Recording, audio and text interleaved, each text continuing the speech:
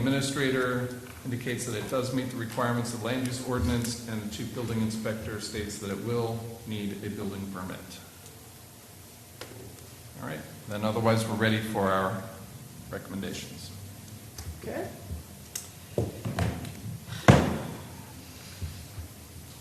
Is there anything else, sir, you would like to say at this point? Madam Chair, members of the board, my name's Trip Ewer. I'm a principal with MBF Architects.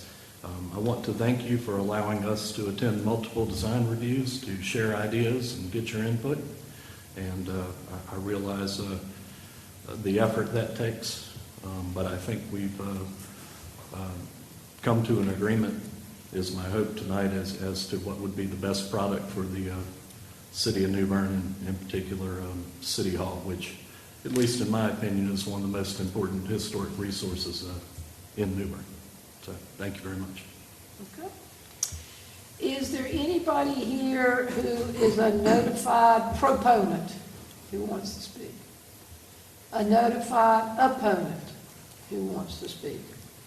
Anybody who has relevant evidence and standing who wants to speak? Is there anyone from the state, city, or any government body that wants to speak? I don't hear anything from any of those different bodies. So I think we can have the staff findings. Okay. So for the City of New Bern and MBF Architects, project address is 300 Pollock Street. The historic property name is New Bern City Hall. Also U.S. Post Office, Courthouse, and Custom House, as that was what it was, its previous use before it became City Hall. It is a contributing resource. In the National Register inventory description, it describes 1895 to 1897 Romanesque revival style, brick, stone, 3.5 stories, arched, recessed corner porch surmounted by projecting sculptures of bears. Arched windows, parapet gable in staircase bay, high corner four-face clock tower, pyramidal roof. For Sandbeck, he does provide quite a bit of relevant information. I'm sorry this is so long, but it's relevant to the design. I did only pull out an excerpt. There is about 3 pages of this. But this monumental public building combines in an eclectic manner elements of the Romanesque revival and high Victorian Gothic styles. Its flamboyant use of contrasting colors and textures of stone and brick, coupled with its picturesque massing and roofline, makes it the principal landmark of the city's architecturally conservative commercial district. Goes on to say the architectural impact of this, the city's finest and most elaborate Victorian public building, must have been considerable. Its scale, lavish use of ornamental brickwork and carved stone trim, and elegant oak-finished interiors mark it as the type of grand public building that only the federal government could then undertake to build in eastern North Carolina. As is typical in high Victorian Gothic work, the colors of the various building materials play an important part in the overall design. The high foundation is of rusticated Sanford, North Carolina brownstone, while the first story is of red pressed brick laid in red tinted mortar. This uniform red surface is accented by the use of brownstone lintels, sills, and string courses. The upper stories are of buff-colored pressed brick with all window openings, the upper string course, and the toothed corbelled cornice of contrasting red brick. The recessed entrance at the base of the tower is entered through 2 massive arches of alternating red and buff brick, supported by short brownstone columns with carved foliate capitals in the Romanesque revival manner. Beneath the 3 tall windows of the central pavilion is a large rectangular terracotta panel having areas of foliate relief flanking a United States shield. Mounted above the entrance arches are whimsically painted copper bears purchased by the city in 1913 or 1914. These were formerly mounted on the old City Hall on Craven Street and moved here in 1936.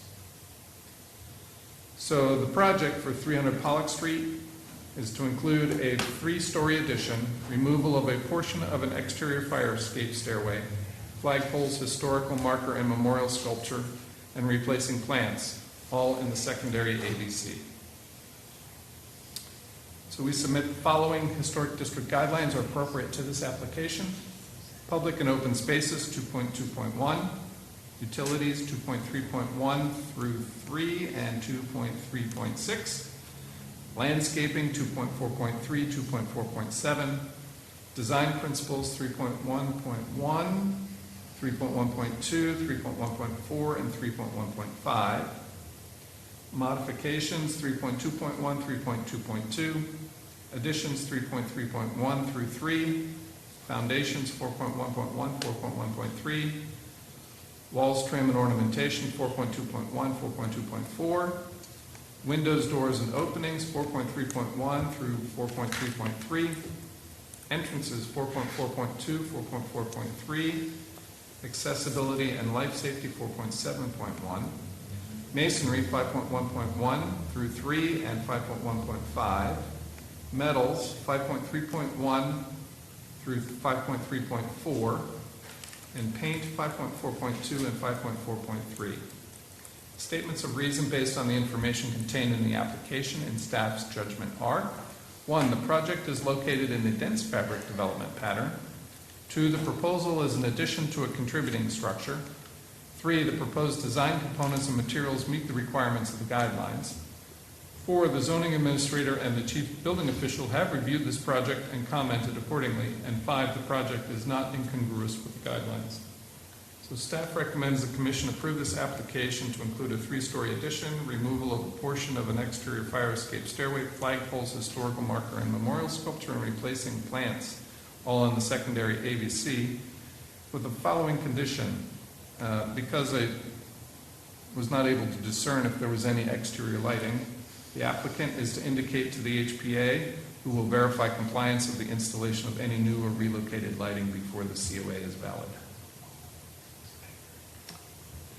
Okay. Sir, any final comments you would like to make? No, ma'am. Okay. Members of the commission, do you have questions? Do you have comments at this time? I just got one question. This would be for the motion. Is this what we're looking at in the primary or secondary AVC? It's the secondary here, but if you read primary, it's street front. So I just want to clarify that. Right. Do I say primary somewhere? You say secondary, not primary. Right. So this is secondary. This is going to be secondary, period. Mm-hmm. Got it. Everything behind the face of the building is secondary. Okay. Yeah. So it's a foot or two behind. Technically. So, I got you. that's all.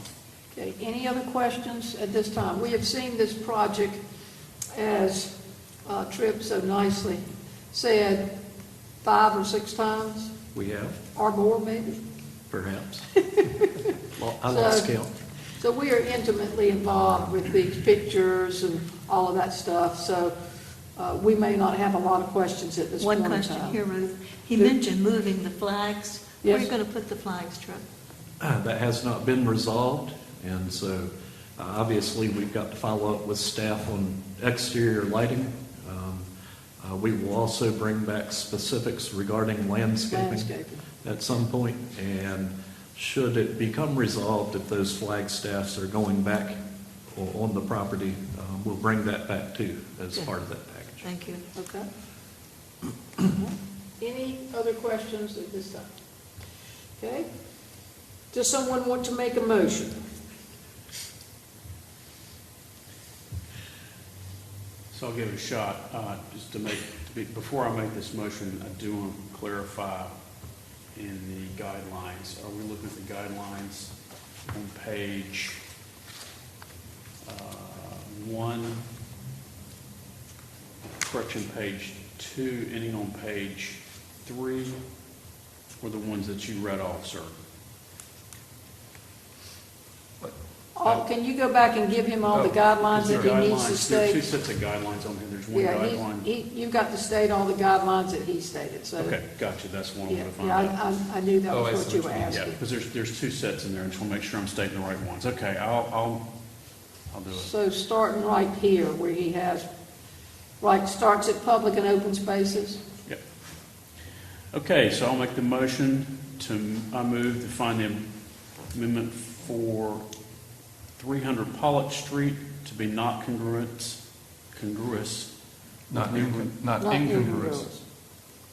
Not congruous with New Bern's Code of Ordinance Sections 15.411 to 15.429 and the New Bern Historic District Guidelines based on the following specific conditions and findings of fact.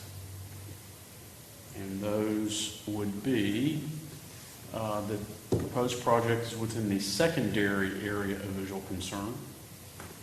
To the conditions you read.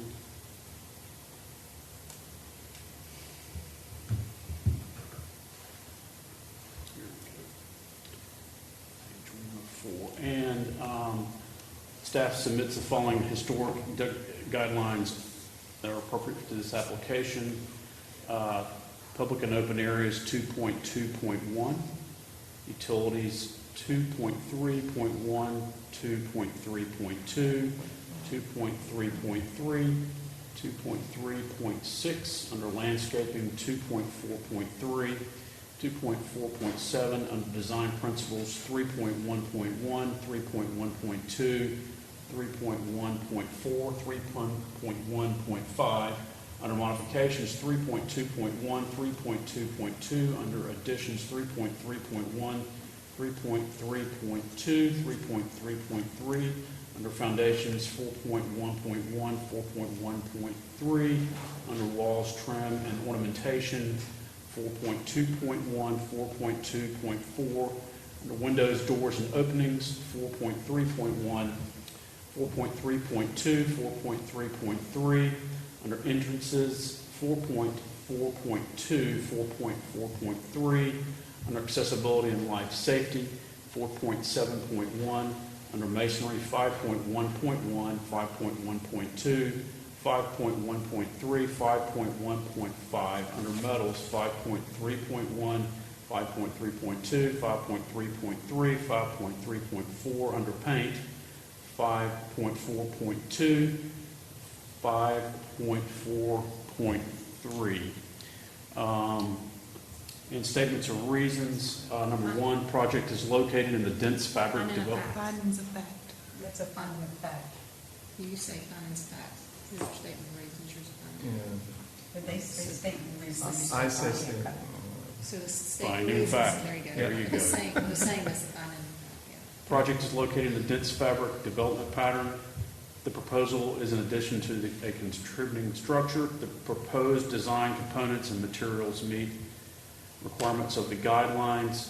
The zoning administrator and the chief building official have reviewed this project and commented accordingly. The project is not incongruous with the guidelines. And any conditions, I didn't see any.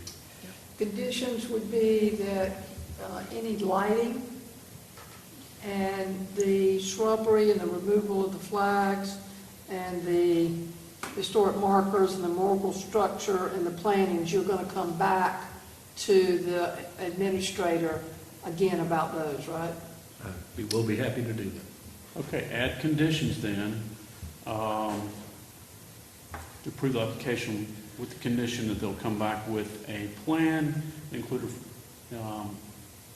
flag poles, historic marker, memorial sculpture, replacing plants, all secondary, in the secondary AVC, and the following condition the applicant may indicate that HPA, who will certify compliance of the installation in any new relocated lighting before the COA is valid. Okay, that was a big one. Way to go, John. Way to go. Okay, we have the motion. Who's going to second it? Second. Second over here? Yep. Okay. All in favor, say aye. Aye. All opposed, hearing none, the motion passes. Do I have a motion to issue a COA? So moved. So moved over here. Second on my left. All in favor, say aye. Aye. All opposed, hearing none, you can have your COA. Thank you very much. You certainly We will. appreciate it. Can we have a motion to readmit Mr. Tripp here? So moved. Do we have a second? Second. Second over here. All those in favor? Aye. Aye. All those opposed? Hearing none, you may rejoin us, sir. Okay, so we're to 111 Pollock Street. If you could give us an overview of that. All right.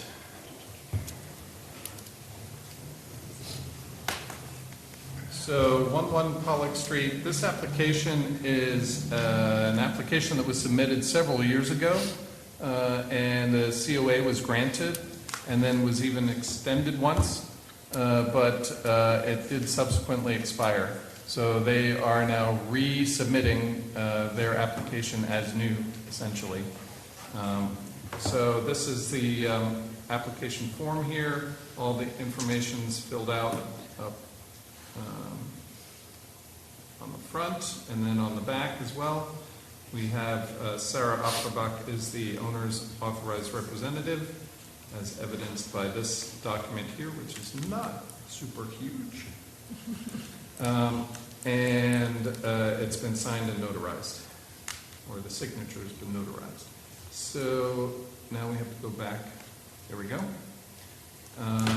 This is the front page of that application, or the drawings for the application. So this shows, this is the building that faces the river down across the street, the little stub street from the gas station down at the waterfront.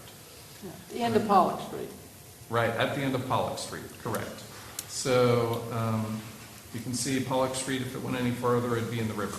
So this is the last building on Pollock Street, or the first building on Pollock Street. And we're going to be talking about this area right here on this facade, where you can see the porch and stairway has been removed. And all the various angles. The only other interesting part is this porch on the end. You can't see it behind the tree, but you see it here on these two bottom photos. Let's see, we don't have a photo of the other. Oh, yes. So the other piece of interest is on the left-hand side of this top center photograph. There's also an addition on that end of the building as well. It does have a stairway going down from that from that doorway there. Whoa. Okay. So this is essentially the site plan for the project, and we are really only talking about this top piece up here, the new porch addition, and the set of stairway down from that porch. So this is the top one is the roof plan for the porch. This second one down is the plan for the porch. The one on the left is essentially the stairway that was there before, has now been removed, possibly by Ms. Florence. Is that correct? Yep. And then the bottom on the right is the foundation plan for the porch. You can see it's quite a bit larger than it was before, and probably substantially more structurally secure than before. All right, so this was the previous elevation, no longer there anyway.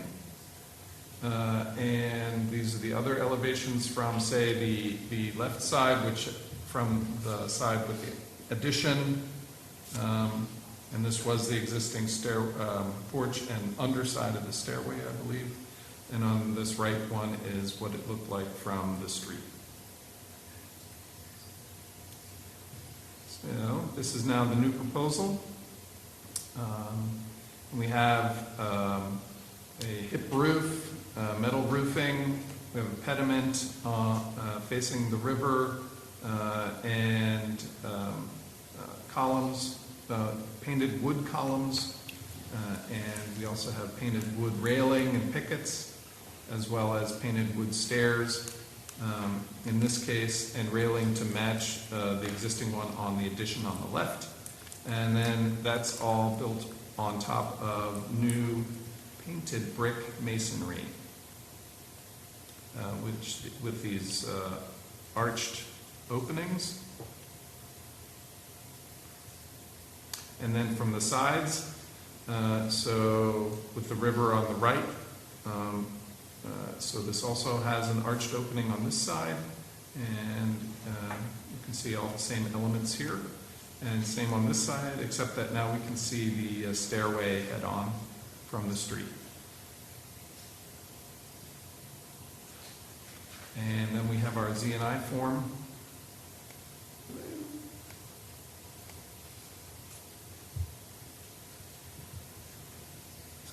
Get rid of the big one. Now it will, let me see it. There we go. All right. For 111 Pollock Street. And this is a new Z&I form, or a fresh one, let's put it that way. And the zoning administrator says it does meet the requirements of land use ordinance, and for the chief building inspector, it will require a building permit, but their comment is the porch addition must comply with all provisions of the flood damage prevention ordinance for the VE zone. So the VE zone is the most severe zone that we have. It's would have been green on the map. I didn't actually add that one on this to this presentation today. But that is the one that is like a beach house in terms of its requirements. Okay. So that probably explains a lot of the structural aspects of the project. And then we're ready with our recommendations. Okay. Is there any member who has a conflict of interest with this project? Seeing none, is there any member who has any issues on the application's completeness? Seeing none. Does the applicant want to make any other comments at this time? Are there any notified proponents? Are there any notified opponents? Is there anybody with relevant evidence and has standing who wants to speak? Is there anybody from the city, state, or government who would want to speak? Okay, so we are down to staff findings, sir. All right. Okay, so this is a project for Edward Horner and Go Architectural Design LLC for 111 Pollock Street. The historic property name is the Dr. Harvey Civils House. It is a contributing resource, and the National Register inventory description from 1988, oops, sorry, that would be 2003, is Dr. Harvey Civils House, 1935 to 36, colonial revival style, brick, 2 stories above a raised basement, 5 bays wide, pedimented entrance, gable and roof, return cornices and exterior end chimneys. And Sandbeck's description, the relevant information is Dr. Harvey Civils House, 1935 to 36. The excerpt is, this brick colonial revival style house, originally sited on the east side of East Front Street near Broad Street, the house was moved to its present waterfront location in the 1960s. Its symmetrical conservative exterior exemplifies the restrained colonial revival style, which dominated high-quality residential construction in much of the nation during the 1920s and 30s. Among the notable exterior details are a medallion cornice, pedimented entrance doorway with side lights and a fan light, and segmental relieving arches over the window openings. Extending to the north end is a spacious side porch with a gable roof supported by Tuscan columns. So this points out that the entrance we're talking about used to be the front main entrance of the house. 111 Pollock Street. The project is to include a concrete and brick masonry porch addition with concrete slab floor, painted wood columns, stairs and rails, and standing seam metal roofing in the secondary AVC. So staff submits the following historic district guidelines are appropriate to this application. Design principles 3.1.1, 3.1.4, 3.1.5. Modifications 3.2.1 and 2. Additions 3.1.1 through 3. Foundations, 4.1.1, 4.1.3. Walls, trim, and ornamentation, 4.2.1 and 4. Entrances, 4.4.1, 2, and 4. For roofs, 4.5.1 and 4. Masonry, 5.1.1, 2, 3, and 5. For wood, 5.2.1 and 2. And for paint, 5.4.1, 2, 3, 6, and 7. So statements of reason based on the information contained in the application and staff's judgment are: 1, the project is located in a tight weave development pattern. 2, the proposal is a permanent replacement of an incongruous previous entry stairway. 3, except for painting the new brick, proposed design components and materials meet the requirements of the guidelines. 4, the zoning administrator and the chief building official have reviewed this project and commented accordingly. And 5, the project is not incongruous with the guidelines. So staff recommends the commission approve this application to include a concrete and brick masonry porch addition with concrete slab floor, painted wood columns, stairs, and rails, and standing seam metal roofing in the secondary AVC with the following conditions, which are to be verified for compliance by the HPA. The existing pediment above the entryway needs to be retained through construction that respects its historic fabric. That was one of the conditions from the previous COA. I believe Ellen made that condition at the time. The construction must comply with the requirements of the chief building inspector. That refers to the issue about the flood requirements. The applicant is to revise drawings to show the brick as white colored brick. And fourthly, the applicant is to indicate the installation of any new or relocated lighting. Thank you. Any final comments? No? Seeing none. Members of the commission, do you have questions? Do you have comments at this time? I recall, just to update the new members of the commission, although I seem new at the moment, that we went through this original application, bless Sarah's heart, in excruciating detail. And so it was thoroughly thought out at that time. I remember that. And I think that, we complied with everything. The painted brick, I mean, I understand we can absolutely make it white brick or whatever. To me, it seems a ridiculous part of the guidelines that should be changed, honestly, because we have existing painted brick. But I understand, and we will absolutely comply with that. Okay. Any other comments at this time? I may have missed it, but the standing seam roof on the new porch, how about the house? Does it have the same standing seam? This, no, it doesn't. It's got an asphalt shingle roof, but this is so low pitched. We were trying to make it like the side porch, but the side porch has a very steep pitched roof over it, and that would block the windows on the front if we did a similar pitched roof. So the slope of the roof requires it to be a metal roof. Okay, thank you. Anything else? Okay, can we have a motion for this application?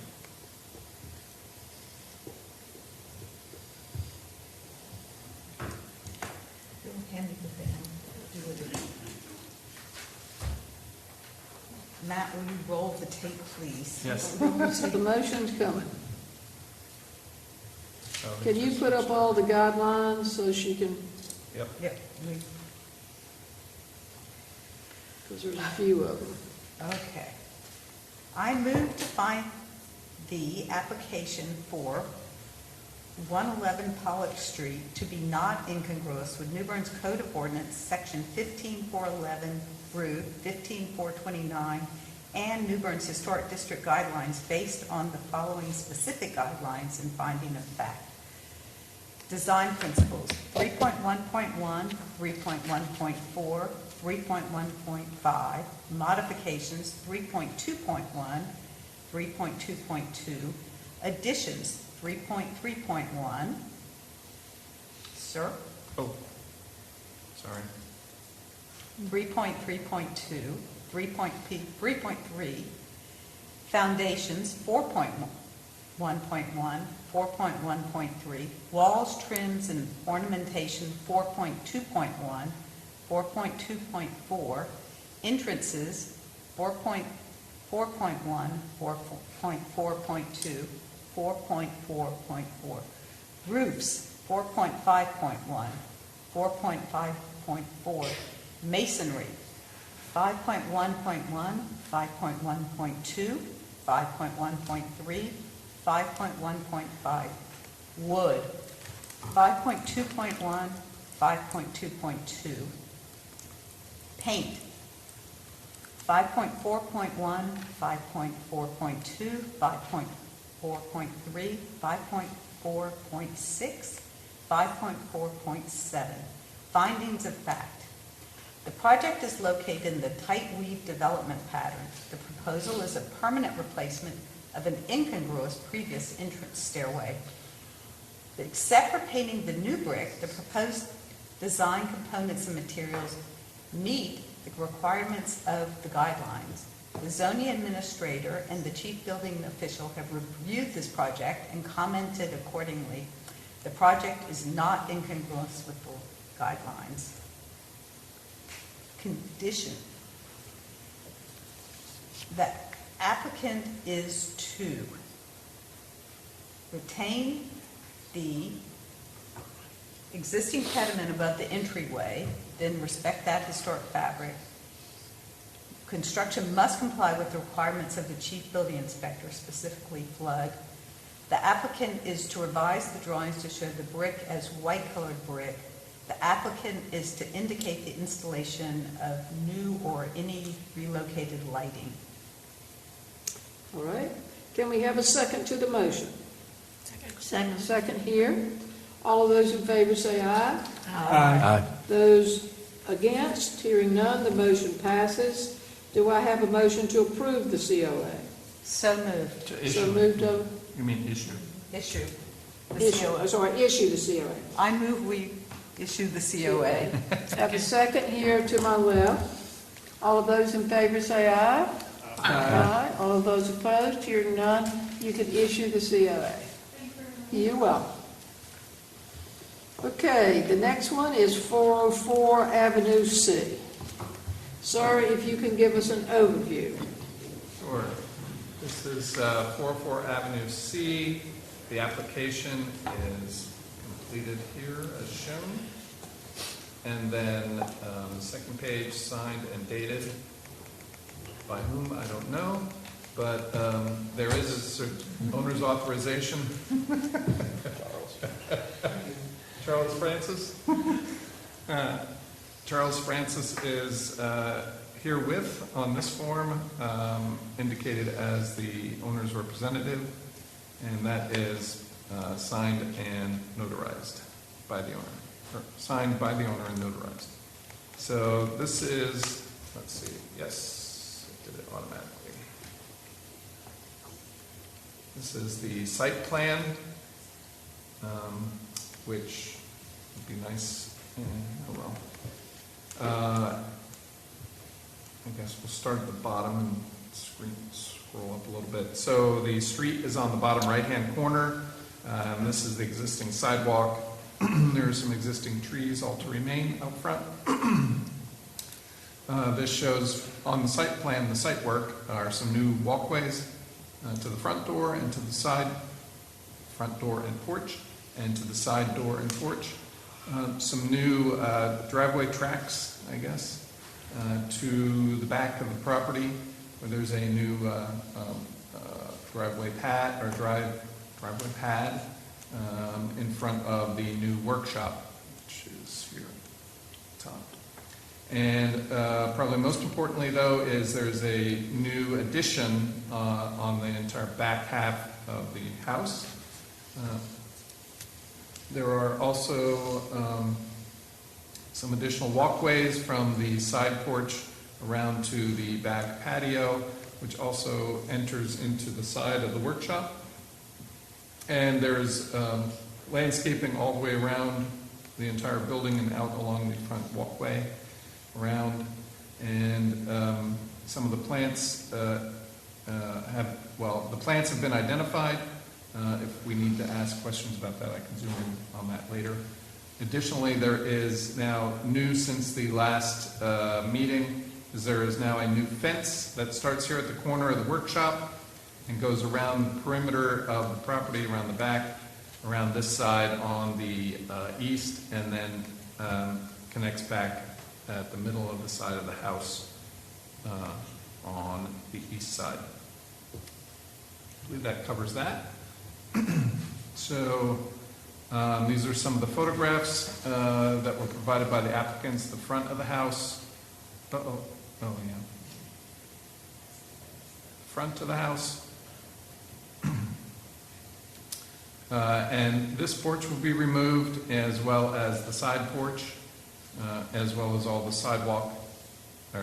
walkway to the front door, including that step.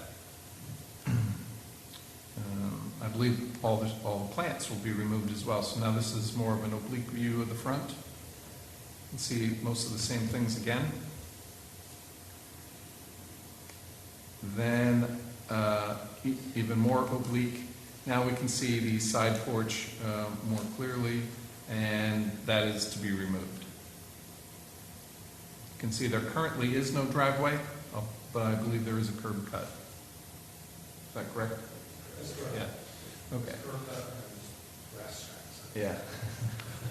So on the rear, this one-story addition will be removed, demolished, and same with the existing garage that's here on the right with its kind of carport on the front. So both of those will be demolished. So now we have to wait a second. There we go. This is now the site plan again without the color. You can see the workshop on the left, the patio just went off the top of the screen, and then the first floor plan, but primarily you see on the left is the side porch addition with the square columns and the railings, and the steps out to the front and the steps out to the back. Well, the steps out to the front then meet the sidewalk out to the driveway. And then on the front is the new porch with its square columns as well, and the new stairway and walkway. Oops. Also the fence is shown on here, which wasn't there before, and here we see a gate on this side. There is the fence also extends between the house and the garage. The gate and the gate on the left.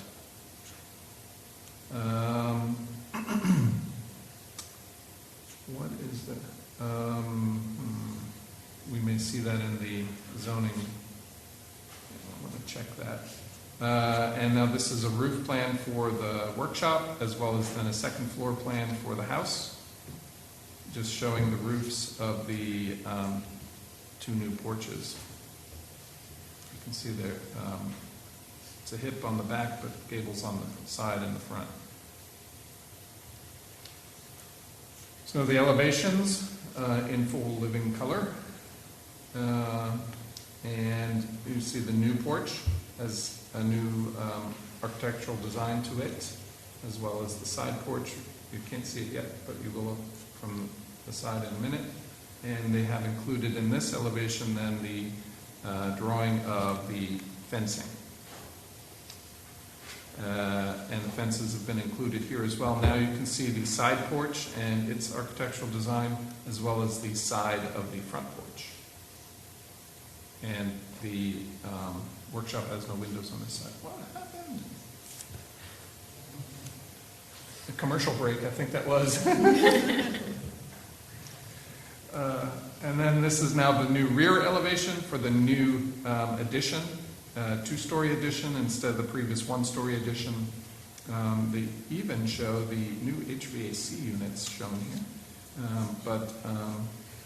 and some beautiful trees and shrubs.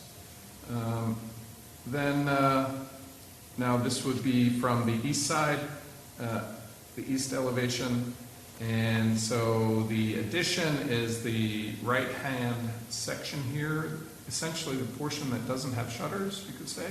Otherwise, it's somewhat indiscernible. In the last meeting, we had mentioned that the windows were square, or they were horizontal, I believe, or something. So they've now revised that to show a blank panel underneath them to replicate the proportions, at least, of the other windows all throughout the house, and maintaining that vertical proportion. Let's see, there's separate elevations for the workshop. So now we see the workshop actually does have its own porch, as so to say, on the front of it. It is a couple feet deep, but also maintains or retains the same stylistic characteristics of the other pediments on the other porches. And then the elevation towards the patio has not only a door but also two windows, similar to the windows in the house. And we can see, once again, the fencing along the back of the workshop. So, oops, okay, we're going to have to get out of the drawings. All right.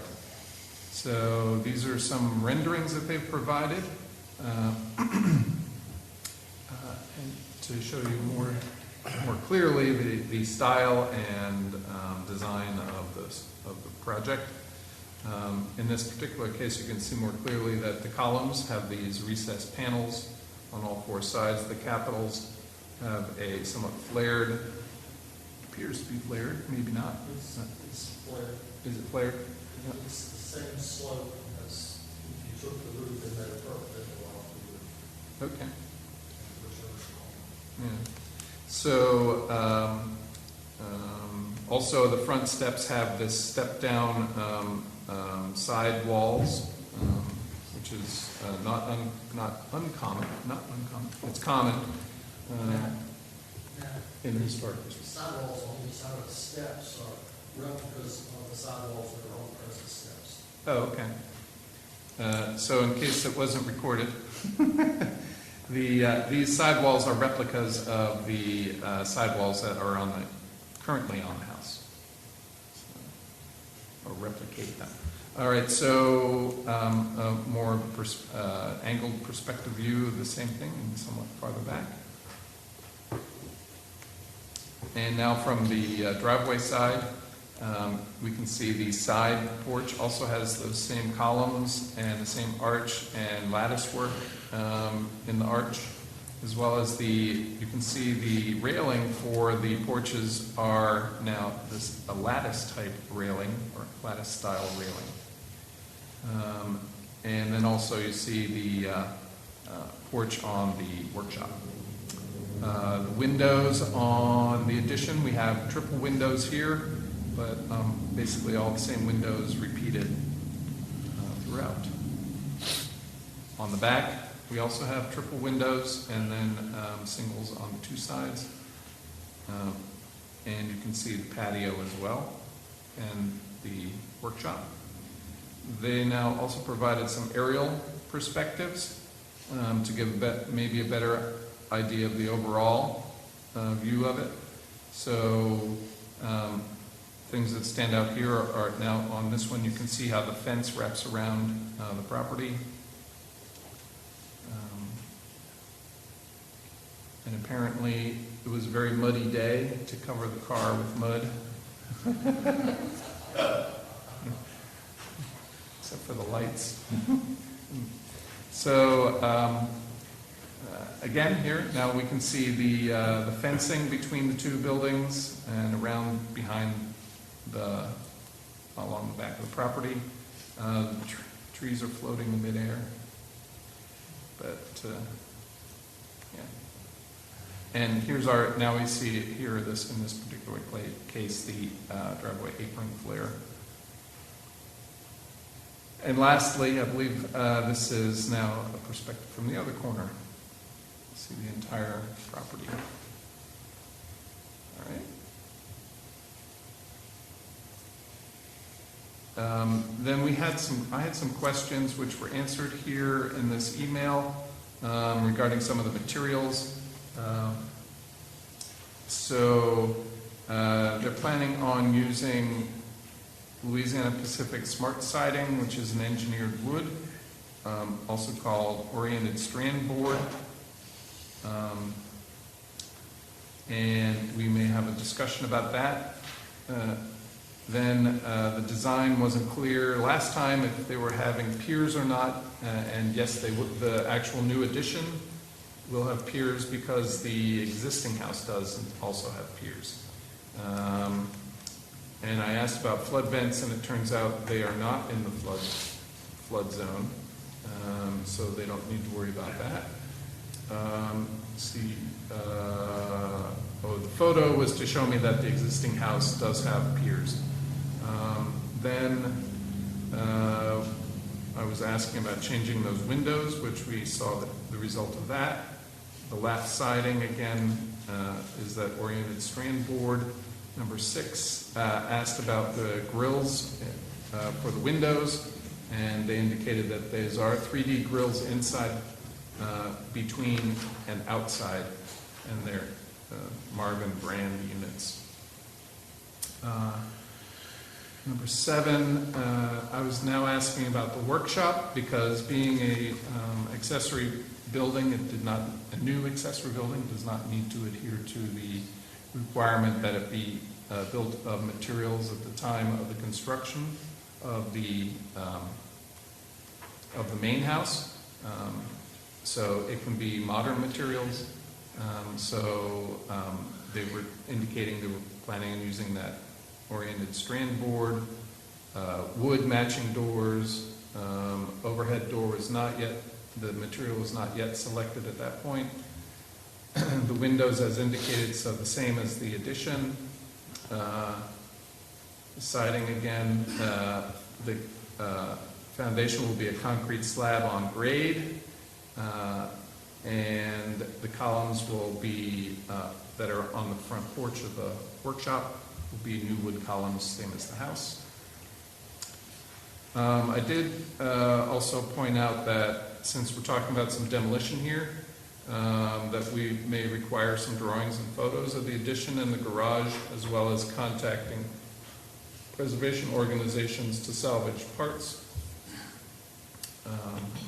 So that comes up as well in our recommendation. So this was the drawing or the screenshot to show that their existing house and the addition would not be in the blue area, which is the flood zone. The yellow area is more of a warning zone.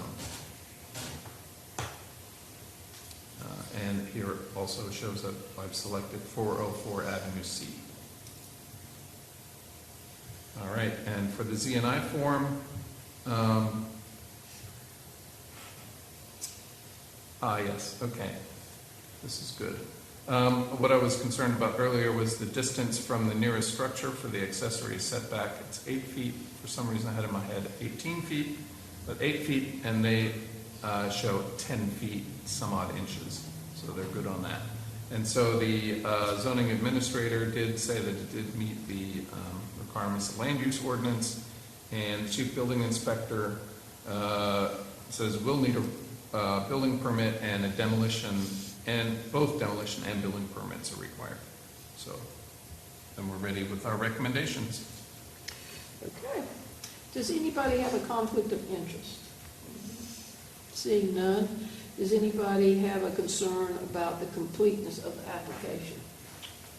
Seeing none. Sir, do you want to say anything else about the application? We have samples. You have to come forward if you're going to speak. We have samples of the Louisiana Pacific siding, if you would like to see them. Samples of the what? Louisiana Pacific siding that we are proposing using. Okay. You can bring it to us. You can start over there and let us look at that if you have some. Yep, that'll be fine. Here's what I brought them before and after. Here's what's on there now. And Oh, I- wait, not sworn in yet. Oh, it's okay. That's all right. We'll do that right now. All right, raise your right hand. You swear to tell the truth to the best of your knowledge. I do. All right. You're good to go.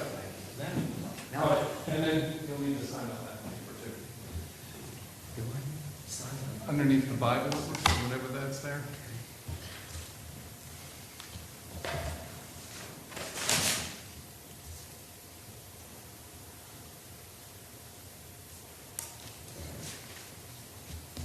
Okay, so why don't you identify what is on there now? Okay, this is vinyl. Okay, if you start over here. Oh, I see what you want to give to you guys. Heavily So that- textured vinyl. And I'm gonna go ahead and give you some papers that show that this stuff is being used in historic districts. Georgia, Tennessee, Louisiana. Okay. And do you want to just state your name so we know who you are? Alexis Cardelli. Okay. He's the owner. So, and Mr. Cadelli, could you speak in the microphone, please? Sure. If, when possible. Okay, I'm gonna hand these to this fine lady. All right, and then what is it you're planning, you got an example of what you're planning to put up there? So if you Yes. start that around there. Okay, that also. And actually, we brought some sheets that, to use real wood, the only thing that holds up for a while in downtown New Bern is beveled cedar. And unfortunately, that stuff is a hybrid now. So even when you back prime it, prime all edges, and do everything you can, in some areas, because I've been putting cedar on these old houses for years and years and years, and in 10 years, I've had to go back and fix the same stuff, and I did it correctly. If it's in a moist area and it doesn't get a lot of sun, wood in some applications just rots out. And right now, this cedar, just for this one project, came to $26,000. That material came to like $6,200, and that's got a 50-year warranty. And if you maintain it, they claim it'll last a lifetime. Okay. So And it meets the wind loads, hurricane. It's good stuff. I just want to add that Mr. Cardelli is a professional general contractor, so he can also be considered an expert witness as well. Well, thank you. All right. Okay, anything else you'd like to tell us at this point?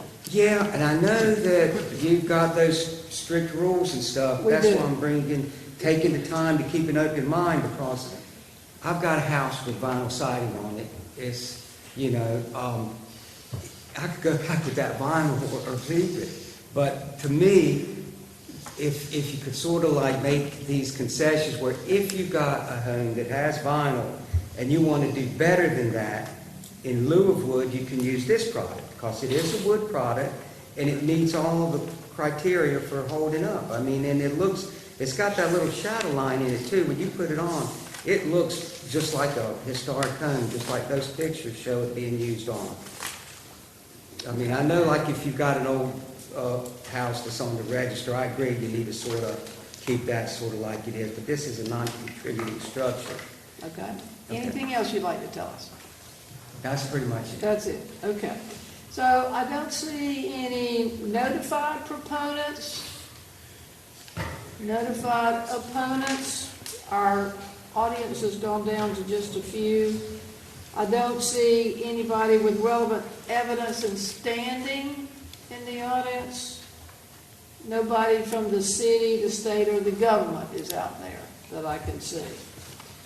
Okay, so sir, if you would like to give us your staff findings. Certainly. So this is a project for Mr. and Ms. Cardelli and C.R. Francis Architecture, PA. The project address is 404 Avenue C. The historic property name is in fact House, but it's not clear if it's contributing or non-contributing. Because of the age of the house, it could be contributing. May be a moot point, but it might not be with regard to what we're talking about with the siding. So in the National Register inventory, it is not listed as a contributing structure. But that was in 2003, I say 1998, 2003. The house, they say, was built circa 1940, so it was 48 years old at the time of the inventory. And when they do those inventories, they automatically consider anything younger than 50 years to be non-contributing, unless there are special circumstances.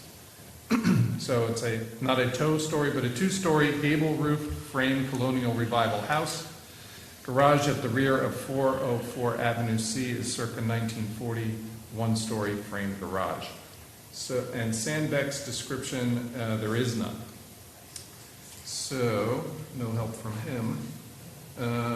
But 404 Avenue C, the project is to include demolition of the rear one-story addition, garage, front porch, and side porch, removal of existing vinyl siding, replacement of existing wood windows with new wood windows, modifying existing barge boards and eaves, construction of a new two-story addition, front and side porch replacements, a new workshop, re-roofing the entire house with standing seam metal, new driveway, new patio, replacement walkways, and new plantings in all AVCs. So we submit following historic guidelines are appropriate to this application. Utilities 2.3.1, 2, 3, and 6. Landscaping 2.4.3, 4, and 7. Fences and garden walls 2.5.1 and 3. Accessory structures 2.6.1 and 2. Parking 2.7.1 and 2. Design principles 3.1.1, 2, 4, and 5. For modifications 3.2.1 and 2. Noting here 3.2.1 is select materials that are consistent with the structure and limit the palette to those materials that were available at the time the building was originally constructed. Additions 3.3.1, 2, 3. Foundations 4.1.1, 3, and 4. Walls, trim, and ornamentation 4.2.1, 2, 3, 4, and 5. Windows, doors, and openings 4.3.1, 2, and 3. Entrances 4.4.1 and 4. Roofs 4.5.1 and 4. Decks and patios 4.6.4. Masonry 5.1.1, 2, 3, and 5. For wood 5.2.1 and 2. For metals 5.3.1. Paint 5.4.1, 2, 3, and 4. And if the accessory building is to be built with modern materials, we can go add contemporary materials 5.5.1, 2, 3, 4, and 5, and 6. Demolition 6.4.4 and 6.4.5. So the statements of reason based on the information contained in the application and staff's judgment are: 1, the project is located in a tight weave development pattern. 2, the proposal includes demolition of an addition to the primary structure and accessory structure and 2 porches, removal of an incongruous material in addition to a potentially contributing structure, new construction of an accessory structure, and 2 replacement porches. 3, the proposed design components and materials meet the requirements of the guidelines. 4, the zoning administrator and chief building official have reviewed this project and commented accordingly. And 5, the project is not incongruous with the guidelines.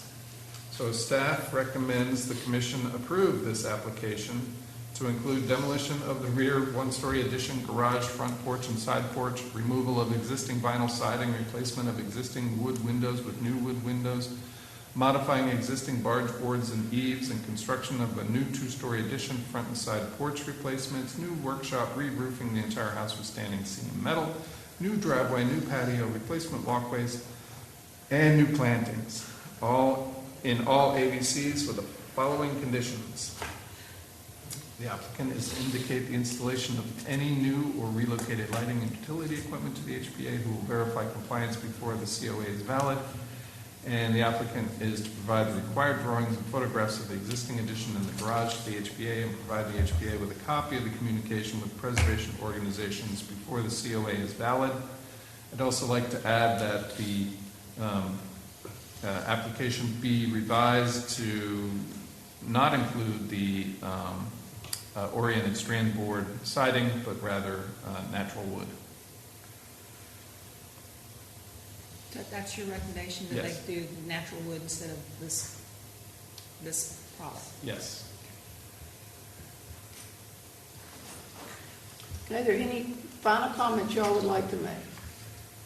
just the word wood is in that LP. It is made of wood, it is cementous or it's plastic. So just in the future, keep an open mind, that's very good material. And it really does, it looks just like wood. And it saves a lot of folks a lot of headaches, and a lot of repairs, a lot of money.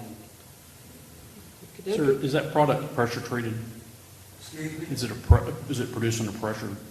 You know, a little hard to hear, I probably. Is it produced under pressure, like pressure treated Can you in speak any to the way? microphone? It's- Alexis, please speak to the microphone. It's, well, even the pressure treated I've had some issues with. You use that KDAT, it's kiln dried after treatment, which is a clear wood. Yep. That stuff eventually will start deteriorating too. If you get the ground contact, which is not a stable wood to put on most houses, it's okay for framing and some applications, but like for siding, you can't use it. It's got knots, it's a number 2 material. So you're sort of limited what you can do. It's frustrating because you want to do good work and it hold up, and you're limited in what you can use. And that's a good material. And I still use a lot of wood on a lot of applications, but as much of the siding as I use, I wouldn't use the LP on just 1 or 2 little places, even though I've heard that you can use synthetics for repairs. At least that's what John Wood has said. You could use synthetic materials for repairs. So I would just like to keep So an is open that a mind. yes or a no? Excuse me? Is that a yes or a no?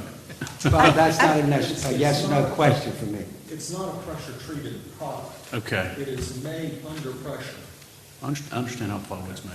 and it has a wood veneer laminated to the outside surface. Okay.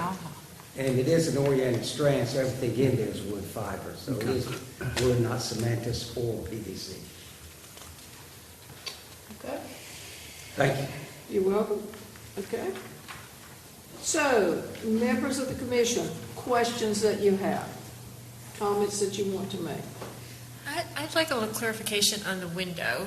The panel that was added, is that a clear panel window, or can you explain that? It's a solid panel. If you can come up to the microphone. It's a solid panel, or referred to as a blind panel. In order to even the windows so that their spacing is, In order to make the window vertical so that it matches the Right. proportions of the other windows on the right, house. and that material Wood. would, It's just painted wood. Anybody else, any questions? Yes, there you go. So is there anything under that vinyl siding? What's underneath there now? Yeah, there's wood. There's It's got a So you need to come up to the microphone if you're going to speak. Just stay up there. There's existing wood siding underneath the vinyl siding right now.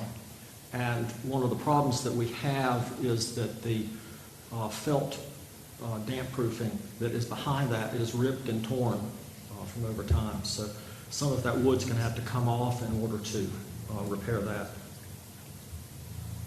So the house was originally wood. House was originally wood. Okay. All right. Any other questions anybody's got? Questions.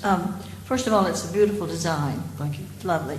The other question is, the addition in the rear that you're tearing off, when was it added? Do you have any idea? We have no idea.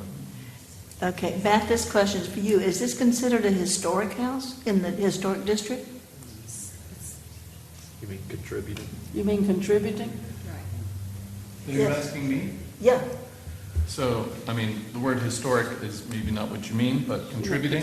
Contributing? No, mainly we are not allowed to use any type of vinyl siding in the historic district. And I just wondered if that is applicable to this house. Well, they're taking the vinyl We're taking siding it off, right? Yes. They're taking all the vinyl Oh, I siding thought you were off. putting it on. No, they're we're taking taking all it the vinyl off. siding off. Okay, all right. Okay, we does want- that help you?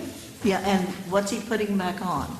We wanted to put back on that oriented strand board siding that Louisiana Pacific makes called smart siding. That piece of board that they sent around. Yeah, That's what they want to put on, but the recommendation is that they use wood and not that. that's what I'm thinking. Okay, yes, the recommendation is that they use wood because wood is already on the house. That's what they want to use.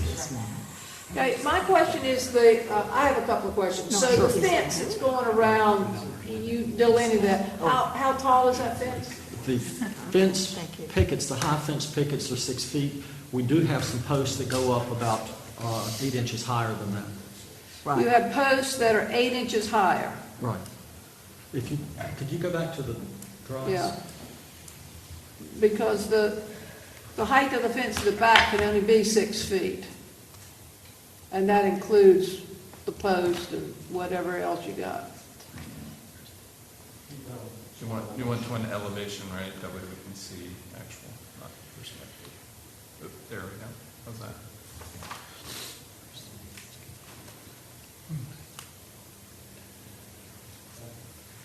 I guess that shows us this enlargement. Yep. Even more? That'd be better. We've got 2 heights of pickets. The upper, the taller picket is 6 feet, the lower picket is about 9 and 5/8 inch lower than that. And then So like on the building right here on the right, this far one on the right-hand corner, how tall is that beam right there? the post is about 6'8". Yeah, but it can only be 6 foot, Why? because If not, it's. that's our requirement. You know that. You know that's in our guidelines. Then we'll just cut it down. Okay, you'll have to cut it down if you want us to approve it. So that'll be one of the things, one of the conditions that we need to add about the height of the fence. So if you can add that, okay. Next question I have is your plantings. You say you're going to do plantings everywhere, but you don't tell us what they're going to be. The plantings on either side of the front walk and around the house are Yeah. existing replanted boxwoods. Boxwoods? Yes. Yeah. Okay, They're existing boxwoods. We're going to take them out, move them over, and replant them. okay. And then the trees back around on the patio are Kwanzaa cherries. And then we've got some loropi that's underneath the Kwanzaa cherries. So all of that you'll need to identify. It is. Yes, it's, you can look on the screen. It's on the site plan. I skipped that over when it was so small, Oh, okay. right? Oh, okay, all right, you got that identified. Yep. So the trees, so there's some trees out front now. Are those the same trees that you're showing me in this diagram here? Yes, they're So you trees- don't plan to cut, you do not We are plan not- to cut down any trees? No. Any trees that were going to be taken down have already been taken down. Okay. Yeah, there was one next to the garage that was needing to be removed. And in one of the drawings, your air conditioning and heated units at the back were sitting out by themselves. I don't know if you can pick up that picture, but it was at the back. And those need to be framed in some way. There you go. There's your HVAC. They're just sitting out there. There's nothing around there that's identified. Why do we need to do that? Well, the requirement is to be screened from the street, and I believe the Completely building fenced does do that. So they get, The building screens them from the street. okay, all And right, not so only that, that'll take care of that. It's a Okay. completely fenced-in yard at that point as well. Okay, that'll take care of that. Okay. All right, so any other questions, comments at this point in time? We have I one. have an additional question about the addition. Is the new addition in the same footprint as the single It's- story, or is it It's the bigger? same width as the single story, but it's deeper. It's deeper. So what is the square footage of the addition versus the main house? I did not write that down. I'm sorry. I'll have to They're get that about to you. equal, Charles. They're very, very close. One's 24 by... If you're going to speak, you need to come up. Yeah, the main house is 24 by 32, and the addition is 30 by 26. So they're close to the same. You brought up a good point asking about the vinyl. That was my question. I could go back with vinyl because that's what you have, they say you have to do that. If you've got vinyl on it, you could take it off and put new vinyl on it. I don't want to do that. I would like to put the LP on instead of the vinyl, instead of having to go with real wood, because there is no real wood, there's vinyl. And that's the whole catch-22 there for me. Okay. And I do want to use the money to put a real metal roof on it instead of shingles. So Good. we want to try to keep it as in keeping and better than it is now. And you do realize that the recommendation is to do wood? I know that. But Okay. I'm just saying this to keep an open mind with this material for the future. Okay. Thank you. Alexis, but before you get away from have you found a good contractor to do the work for you? Not yet. Okay. How about you? Have you? Well, I'll be on the lookout for you. We- And if I find somebody, I'll let you know. Well, thank you. All right. Okay, is there any other comments or questions? I did not get an answer to my question. The building that you were approved to take down, the addition on the back, when was it built? They don't know. They don't know. Okay. But based on the wood that's on the floor and the dimension of the framing, it's probably within a 10-year, I would think, 10 to 15 years from when the house was built. So maybe the 40s, early 50s. All right, thank you. I think it was built before then. I think it was built before then. I'd have to go back and look. Okay, any other questions? Okay, so can we have a motion, and just be aware of some of the conditions that have been added? Can you bring up all the items that we need to have in the guidelines, and then there's some conditions at the bottom, and added to that condition is the one about wood and about the fence. So wood and fence have to be added in there.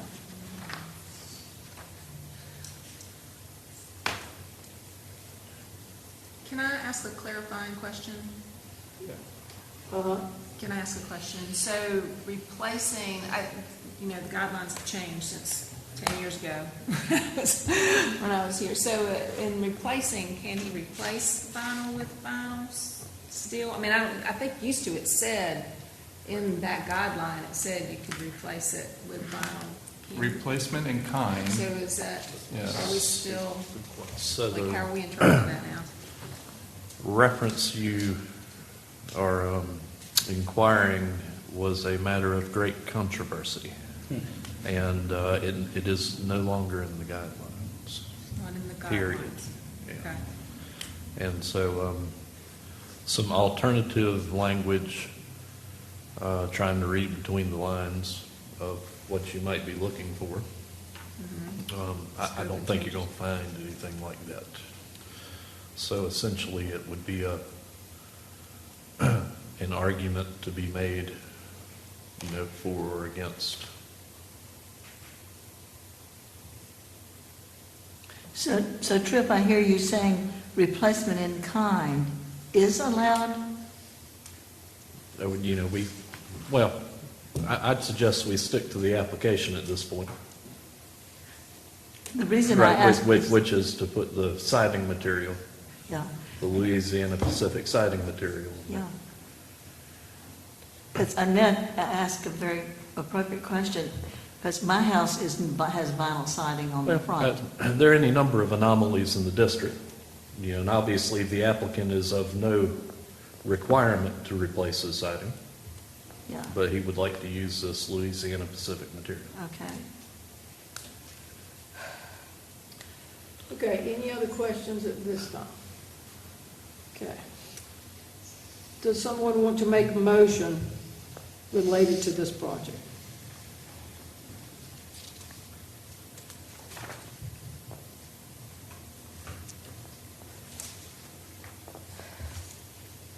If everyone will be extraordinarily patient, I will. Okay, so can you bring starting with utilities, is this all the Yep. items? So he brought that up for you. All righty. Hold on to your hats.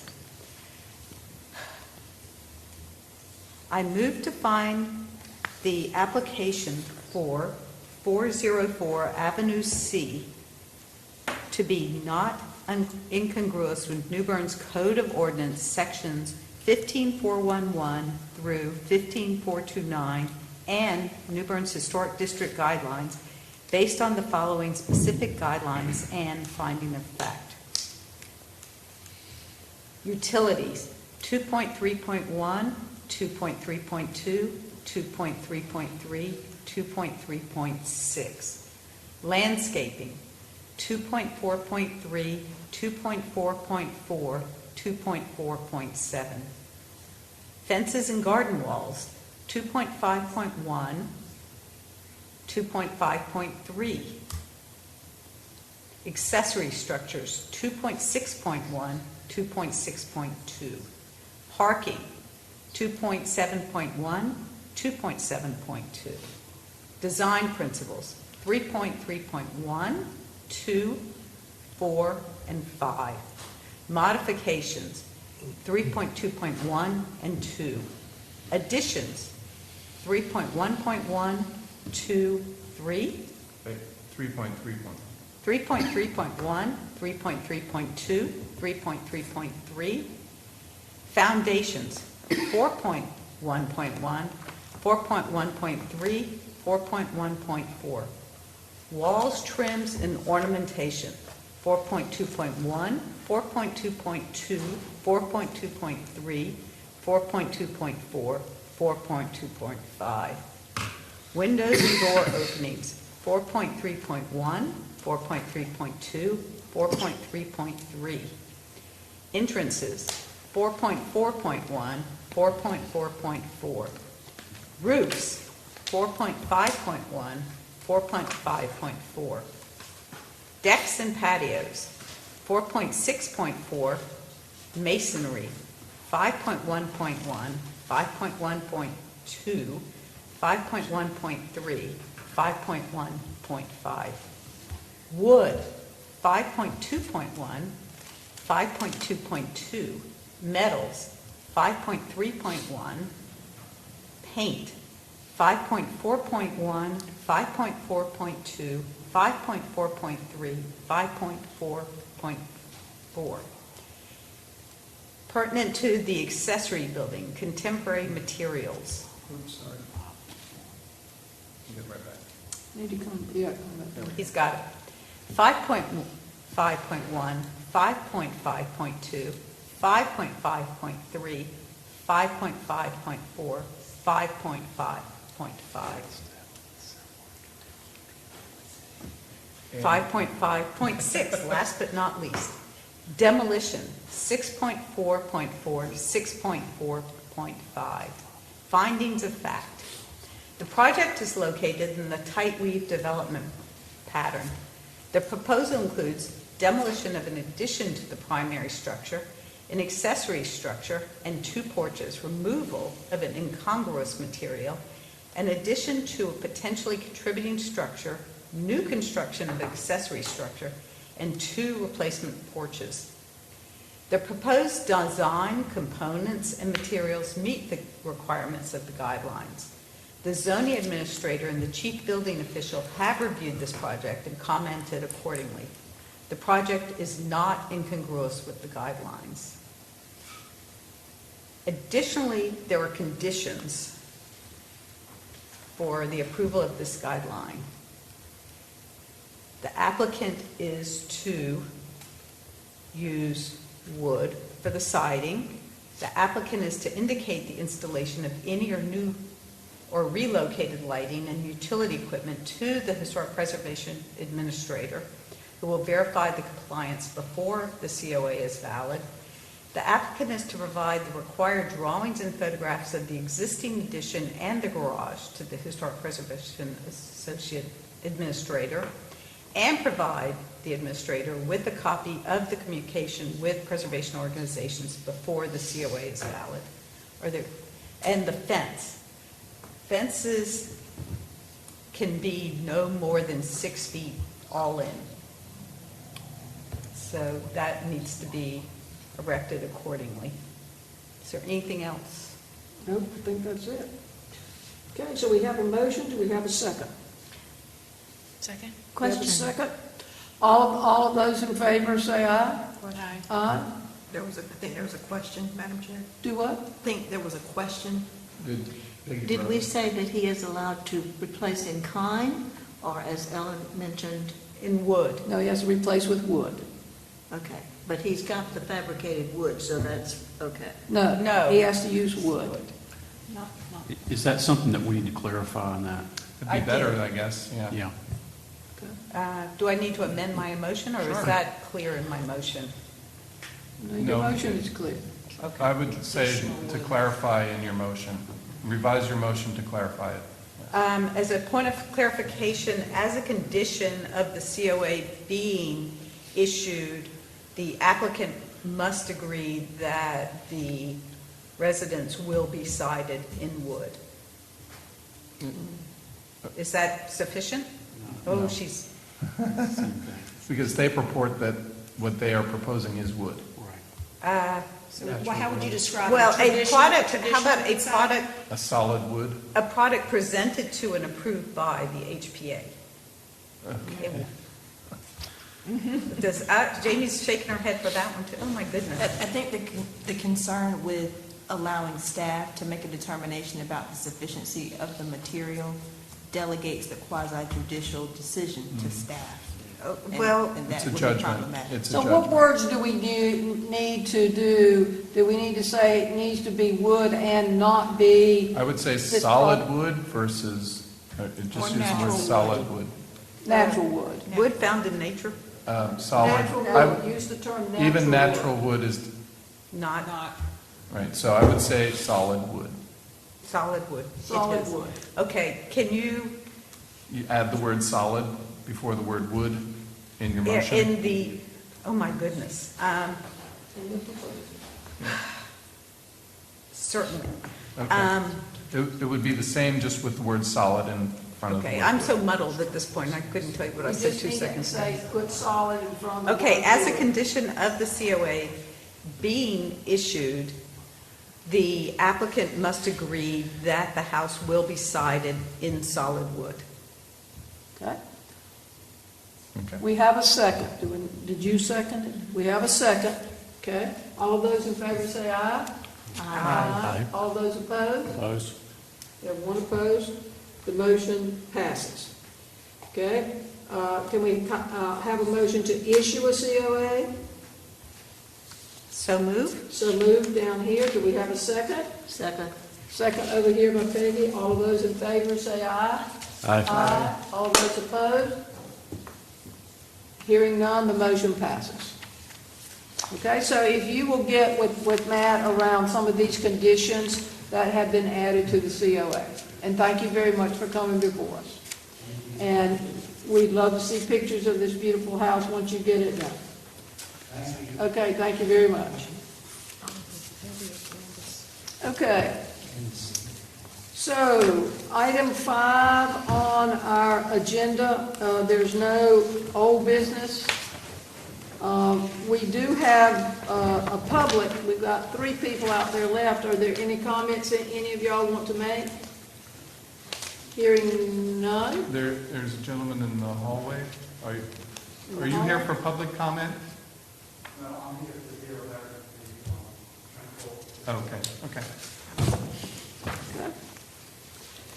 So under new business, A, there's a COA extension to 720 East Front Street until November the 20th of next year.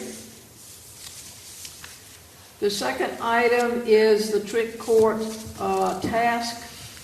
Well, we should go over the extension of the 720 East Front Street. We're going to, okay.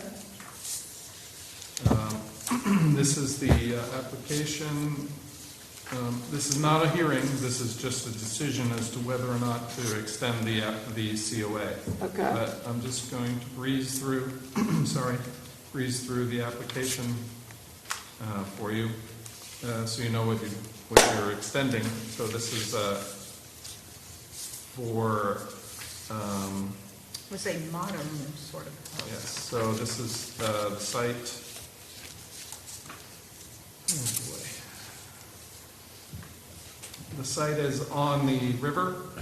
The river side of East Front Street extends from East Front Street to the river and takes the front portion or the upper portion of the site for the house. There's a driveway on the south side, and then the rest of the site towards the river is to be undeveloped.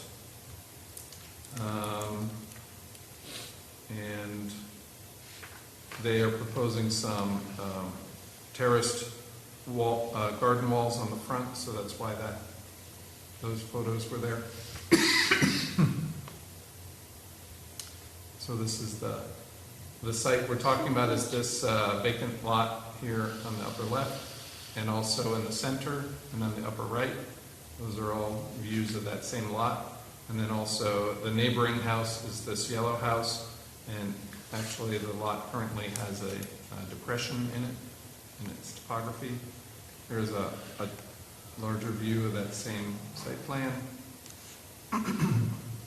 So the first floor plan shows the garden wall that I was mentioning before is along the sidewalk, and then they have a large set of stairways going up to a large landing, and then another set of stairways to the front porch, essentially. And there's another set of landscape beds on this side.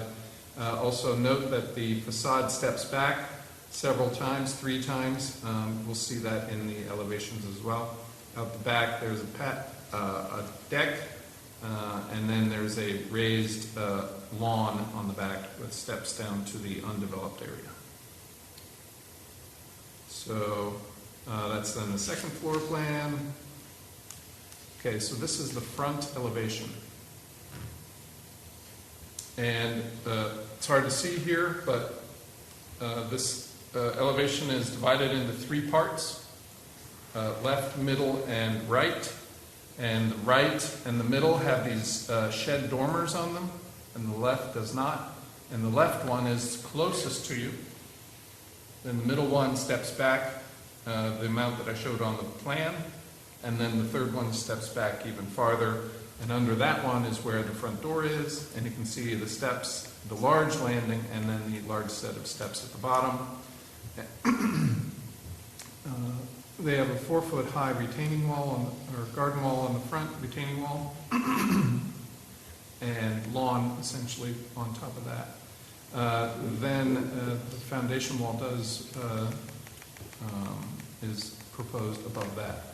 So one of the issues I'll talk about, show you the floodplain thing, but essentially they're showing this to be 13 foot 6 inches to the first floor above sea level.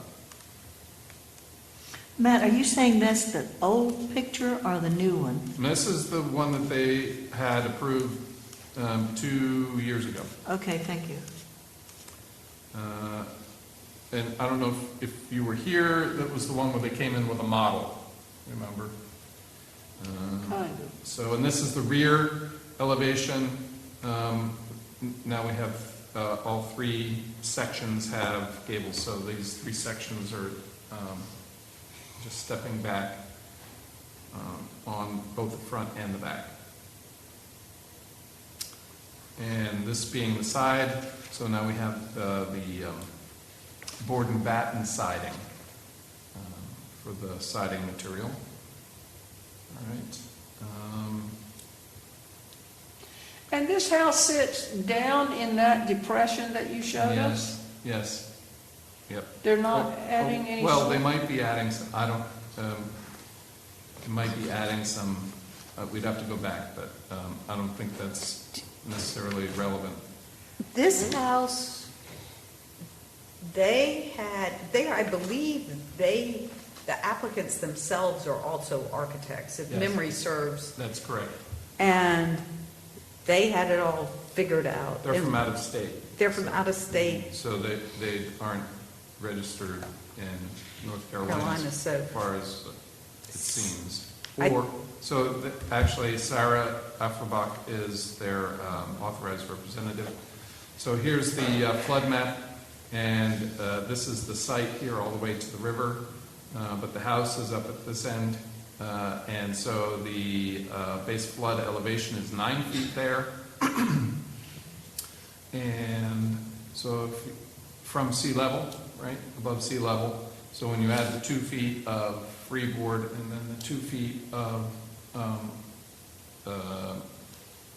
ductwork and floor structure, you're at 13 feet, and they're proposing 13.6. So, And they're proposing 13 feet 13 foot 6 inches. to, Yep, to their first floor, that's To correct. their first finish. Yep. first finished floor, okay? Yep. So, That part's okay. and this is their first COA, and then this is their extension. And so now that they want one more, staff can no longer approve the extensions, you guys have to do that. So what we would need is a motion to approve the extension and then citing the date of November 20th, 2022. Do they have to build at, I mean, do they have to be in process by the deadline, or does it have to be complete? by the No, deadline? in process. In process. They just need to pull a building permit. And Matt, I guess it's not really all that relevant, but have they indicated to you that they're ready to begin construction? I don't remember exactly. So I'd rather not say. Okay. And that's, yeah, that's sort of neither here nor there, I guess. Right. Well, my recollection is that it was a great design. That's very different. Yeah, it's 2 years ago, but I seem to recall it was really good. And so I would certainly move to reapprove it. I agree with you, Alan, it was, but I don't recall it looking like that tall on the front. It does not appear, what they kind of wedding caked it, almost like a skyscraper in New York, although it's, by no means a skyscraper, so that they step back those increases in elevation so that it doesn't appear to, kind of wall or be real tall from the ground. That's exactly the impression I remember, but Yeah. who knows?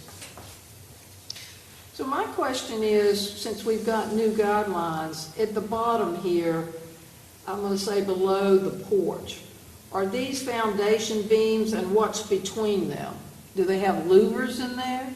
Foundation piers, yes, with louvers in between. So these are all louvers? Yes, All around the house? yes. Well, yes, it seems. And what is that, Limrock? What? Are there in that area where they would need that breakaway Oh, element? Limois? No, they're outside of that. Okay, golly. That's down here, shows in this diagram here, it's all the way down at the river at that location. Okay, I mean, because So that they- is not a large area from your little yellow dot to the river. That's right. What is it, like, is that 100-foot deep lot? So to answer the question about all the way around, so the rear portion has them. You Okay. saw the side. This is the other side. Okay. So except for where the garden, where it's just a lawn on top of it. Painted wood And louvers. on this Okay. right-hand side also, it's just Okay. lawn, sloping lawn there. Yep, Okay. painted wood louvers. And then I believe the front has them as well. Yes. So they Although meet larger those expanses of those brick. two changes in requirements. Okay. So these drawings haven't changed in 2 years. Okay. The requirements, the flood maps have changed, but they That's why I'm apparently- asking the question, because I Yeah, knew the they flood map apparently are had changed. lucky that they are very close to what the Yeah, requirements. they're just lucky that they went ahead and did all that. That's why I'm asking the question, Oh, because okay. I know our requirements Yep. have, and the floodplain has. Okay. All right, so the question is, do we want to extend this to November of 2020? And if nothing has happened by that date, then this application goes defunct? They've had one No, extension? they could come back again and ask it again. They can come back with the same application? Sure, they can come back as many times as you guys are willing to re-up. Is Yeah, there to redo it. anything Redo it. in this plan that shows, I'm concerned about the current, from Queens Point all the way to the intersection of King and East Front, and how that fits, this design Yeah. fits within that space. Because we're all over the map there right now. The other side is more Victorian townhome look. But looking on the riverfront, those houses are everywhere. So we're not in a hearing, so the applicant isn't present to. I'm just wondering if there's anything in the application that shows us anything, any Yeah, diagram. So the neighbor is this? Yes, I'm aware of that. Okay. And, Yeah, the neighbor would have been aware of this house when they came to a hearing.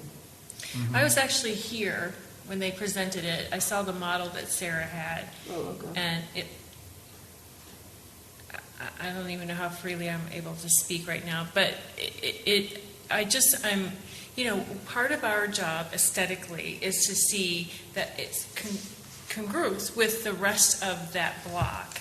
And right now, I would just think that would be something that would be a good addition to the plan, is to see a visual, like Sarah had to do with her townhouses and how they all looked, and we redesigned or requested a redesign for a front door so that it looked appropriate for the place. And I think I'll just leave it there. Madam Chair, in the spirit of being helpful, Ms. Sullivan, that determination about whether it met the form and rhythm and all the other elements as far as congruity with the neighborhood in that particular street, those determinations were made when the original, original COA was issued. The question before you all right now is whether you will consider extending the time frame that this particular applicant has to pull a building permit and But it's begin a working new the program. board, so we have to, at this point, if I would agree or disagree to extend that, do I have that right? Yes, ma'am. And when the motion is called to authorize an extension, you're well within your rights to vote no to that motion. But as far as adding elements or conditions to the COA, that is not, right, this moment is not the purview for that. That's not the purview of what we're doing. Although, because there are new guidelines out there and a new floodplain, that's why I asked the question about that, because that has changed. But this has already been approved, it already has a COA, so that can't be changed. If you want to vote no for the extension, you can do that. And Madam Chair, as it relates to the changes in the floodplain, if there are additional zoning requirements that the applicant has to comply with now that they didn't back in 2019, they would, and if that changes design elements, they could come back before this board to ask to amend the COA to comply with those new regulations. Right, because of those. But as Matt said, they kind of looked out because they already did the two things that we would ask them to do. They've got the 13-foot and they've got the louvers, which is what we would ask them. So we don't need to ask that. I should just be clear that these louvers, it's not clear that the louvers are the kind of breakaway louvers that we saw in the previous application. I've seen some of Sarah's other projects where louvers have been installed, but they're installed on top of a concrete block wall, which has a flood vent in it. So it's not necessarily a breakaway kind of deal, but in terms of its overall appearance, it's the same. And do they need to be breakaway? I don't think so. No, I haven't heard that they have to be that. Right.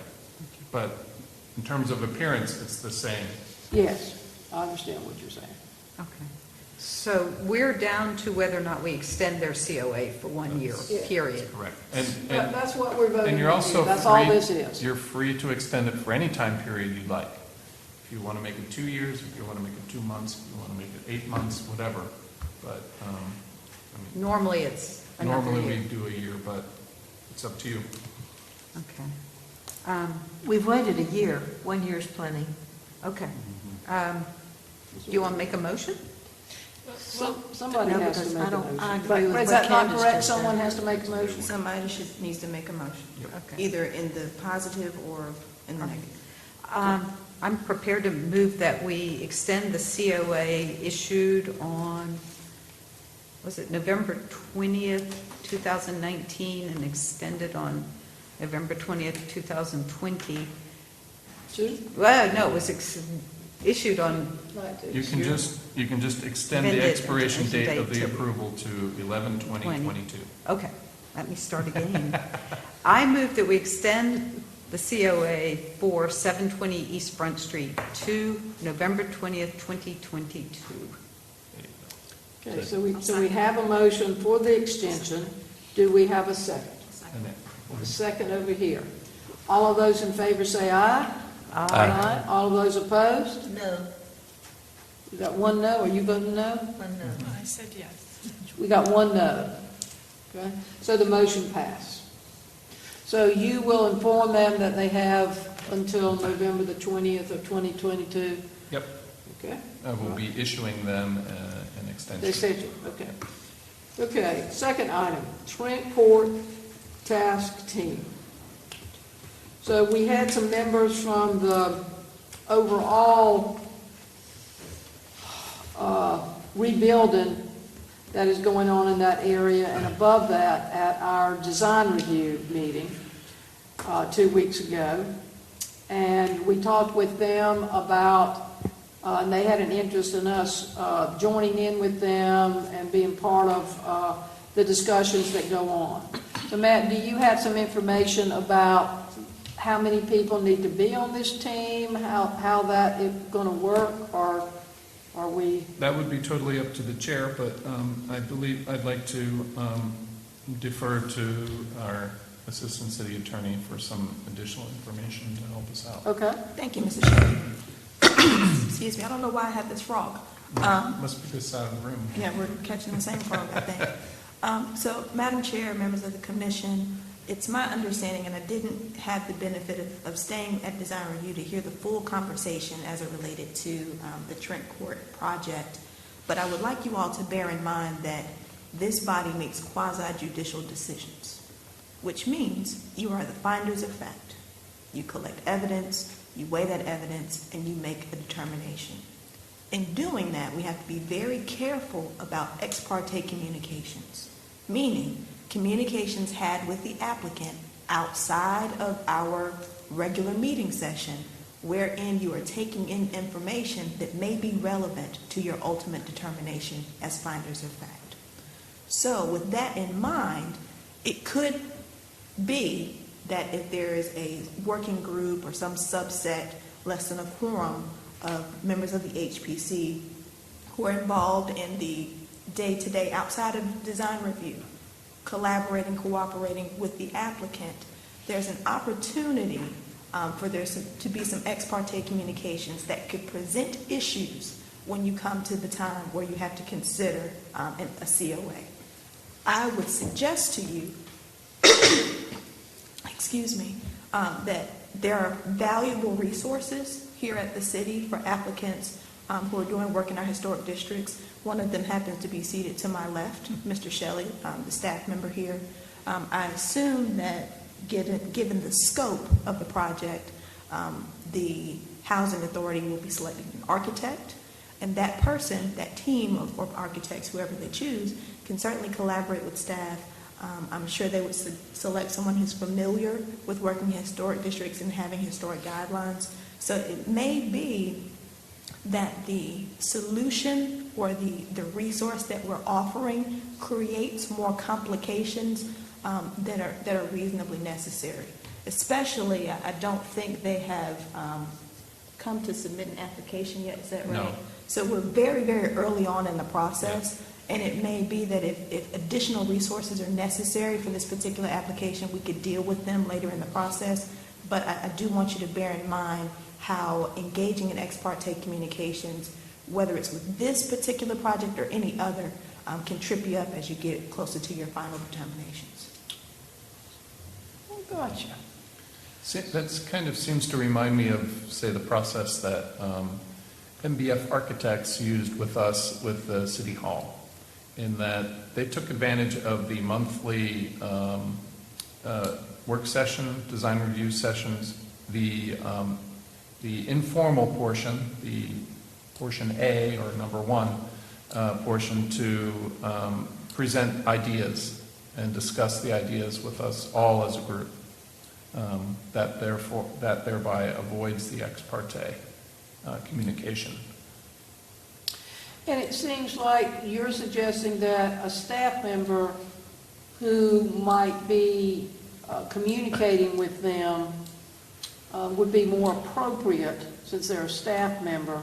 Mm-hmm. And then that if they want to share information with us, that they, for instance, could come to design review like they did 2 weeks ago. Correct. As the process moves along, and then everything is open and clear. Correct. We don't have some members over there hearing this information and that and reporting back to us. Absolutely. Correct. And Okay. just to be clear, staff communications with the applicant is not ex parte because staff isn't making the ultimate decision. So That's the distinction that's that the you're distinction. making. Yes, ma'am. Okay. So we need to preserve our arm's length. Yes, our contact with them. Our arm's length judgment. Yeah. Absolutely. I mean, you can speak to the applicant in the grocery store, obviously, but engaging at length about the details and getting information about the project outside of this context creates opportunities for things to not go well. Actually, that So makes good I- sense. If the chair would like to allow her to speak. From the floor. From the floor. Oh, I don't hear him. So you need to come up here? I just wanted to Yeah. share, if that's okay. If you could come to the microphone, just so we can hear. You need to come up here and you need to sign it. Does she need to be sworn in? No. Okay. Hey, good evening. And I totally agree with you all. It wasn't our intent to do that. It was just our intent to inform you what would be forthcoming. Yeah. So I totally agree with you all more so than anything. And it wasn't our intent for you all to form a task force or to come to us as individuals. We just wanted to make you aware of what would be forthcoming. And I totally agree. And I like Matt, and I would love to communicate with him more often. So that was our true intent. Okay. So I truly agree with you all. wholeheartedly. All right. Okay. All right. So we don't really have to do anything except to say that our communication with them will either go through Matt or we will ask them to come to design review. You can ask them to come to design review, or they can request to come to design Yep. review. Yep, you guys. Yeah. You want to say something? No? I think we got it. Okay. So that will take care of that. And that will save us all from getting into trouble with Right. getting Keeps you out of the information gray area. in ways that we need not to have gotten information. Correct. Okay? All right, so, and ma'am, thank you for clarifying that with us, and you know how to find Matt. Right, thank you. It's Okay. cold in here. Yes. So I have a good evening. Okay, thank you. Okay. Sorry to make you wait how many hours? Thank you for coming, thank you. Hours. Good to see you again. So for new business, item C, is Oh, that, You're good? All right. Okay. He was wanting to talk to, or listen to the Trent Court thing, so. establishing a deadline for design review meeting application items. So this came up as an item due to a very long meeting that we had a little while ago, and about people coming to design review and what they bring to design review in order to help move that meeting along and for people to come with information that would be most helpful to us. So I wanted to start this discussion. Matt and I have talked a little bit I wanted to start this discussion with an understanding of the three types of people that are going to come before us in design review. So the first person that might come to us in design review may be a person that just walks in, that Matt has not contacted Matt, that comes to design review to want to ask some questions. They may not have a lot of information, they may not have drawings, they may not know their guidelines exist, but they may come and want to ask us some information. And because we are quasi-judicial and because we want to be helpful to the community, we want to have some room for that person to come if they want to come in and do that. So that would be, I'm going to say, the first tier, first level. The second level would be someone who comes to design review who actually brings us perhaps some drawings, brings us an idea, so they have some information with them that they can share with us, and for us to get an idea and to ask them some questions. The third level of person would be a person who's made an application. And Matt has all of his magic little going through all the documents, and they paid the fee and that type of thing. So what we are talking about, and this being brought up, is that for the person who wants to have an application and pay the fee, it has to be done by a certain date. Right? And that date is how long before the design review meeting? So currently, are you asking currently or what's? I'm asking currently. Yeah. What is that date? Yeah, so currently it's the day before. For the drawings, they just need to tell me they want to be on the agenda 2 days before, i.e. Monday, noon on Monday. So noon on Monday is the date, if they're going to do that. That they want, they just have to tell me that Right. they want to be on the agenda. Okay, all right. They don't have to have anything or whatever at that point. Okay. So the thing that this is about is our Tier 2 group that hasn't put in an application, they haven't paid the money, but they want to come and they may want to ask some questions or they have a project. And one of the things that we have talked about is the Tier 2 person, when they come, that number one, they have to meet the deadline. So it's the Monday before the Wednesday meeting. Right. Although I just realized I have to correct myself on that. Okay. The Monday noon deadline is in order for us to produce an agenda by the end of the day on Monday. Yeah. That being a state mandated requirement for public meetings 2 days ahead. So on the other hand, and because we don't have any quasi-judicial work to do at the design review meeting, it's only 2 days. Okay. For quasi-judicial, it's 7 days. 7 days. So anyhow,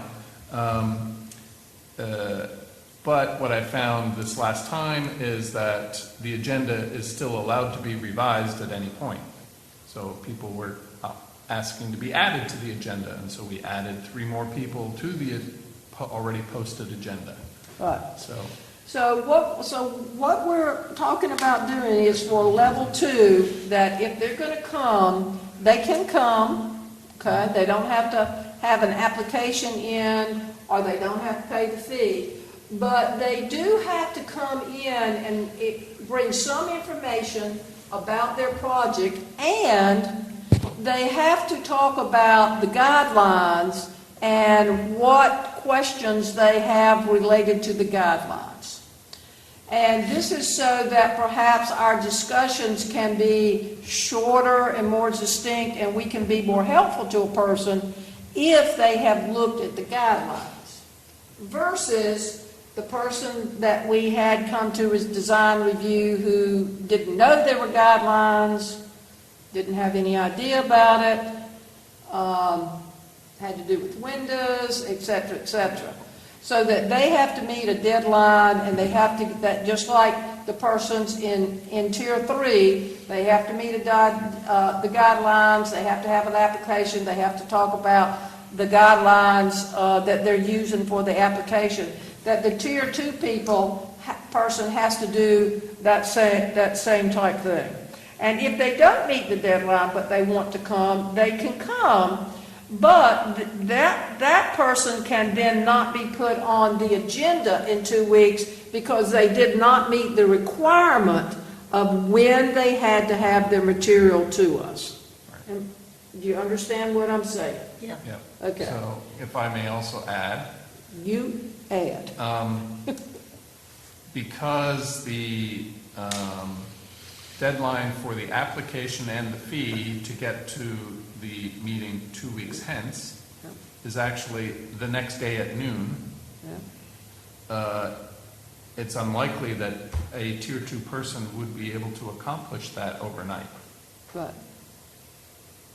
And if they don't, then they have to wait. They cannot go on to the 2 week. Sure. Right.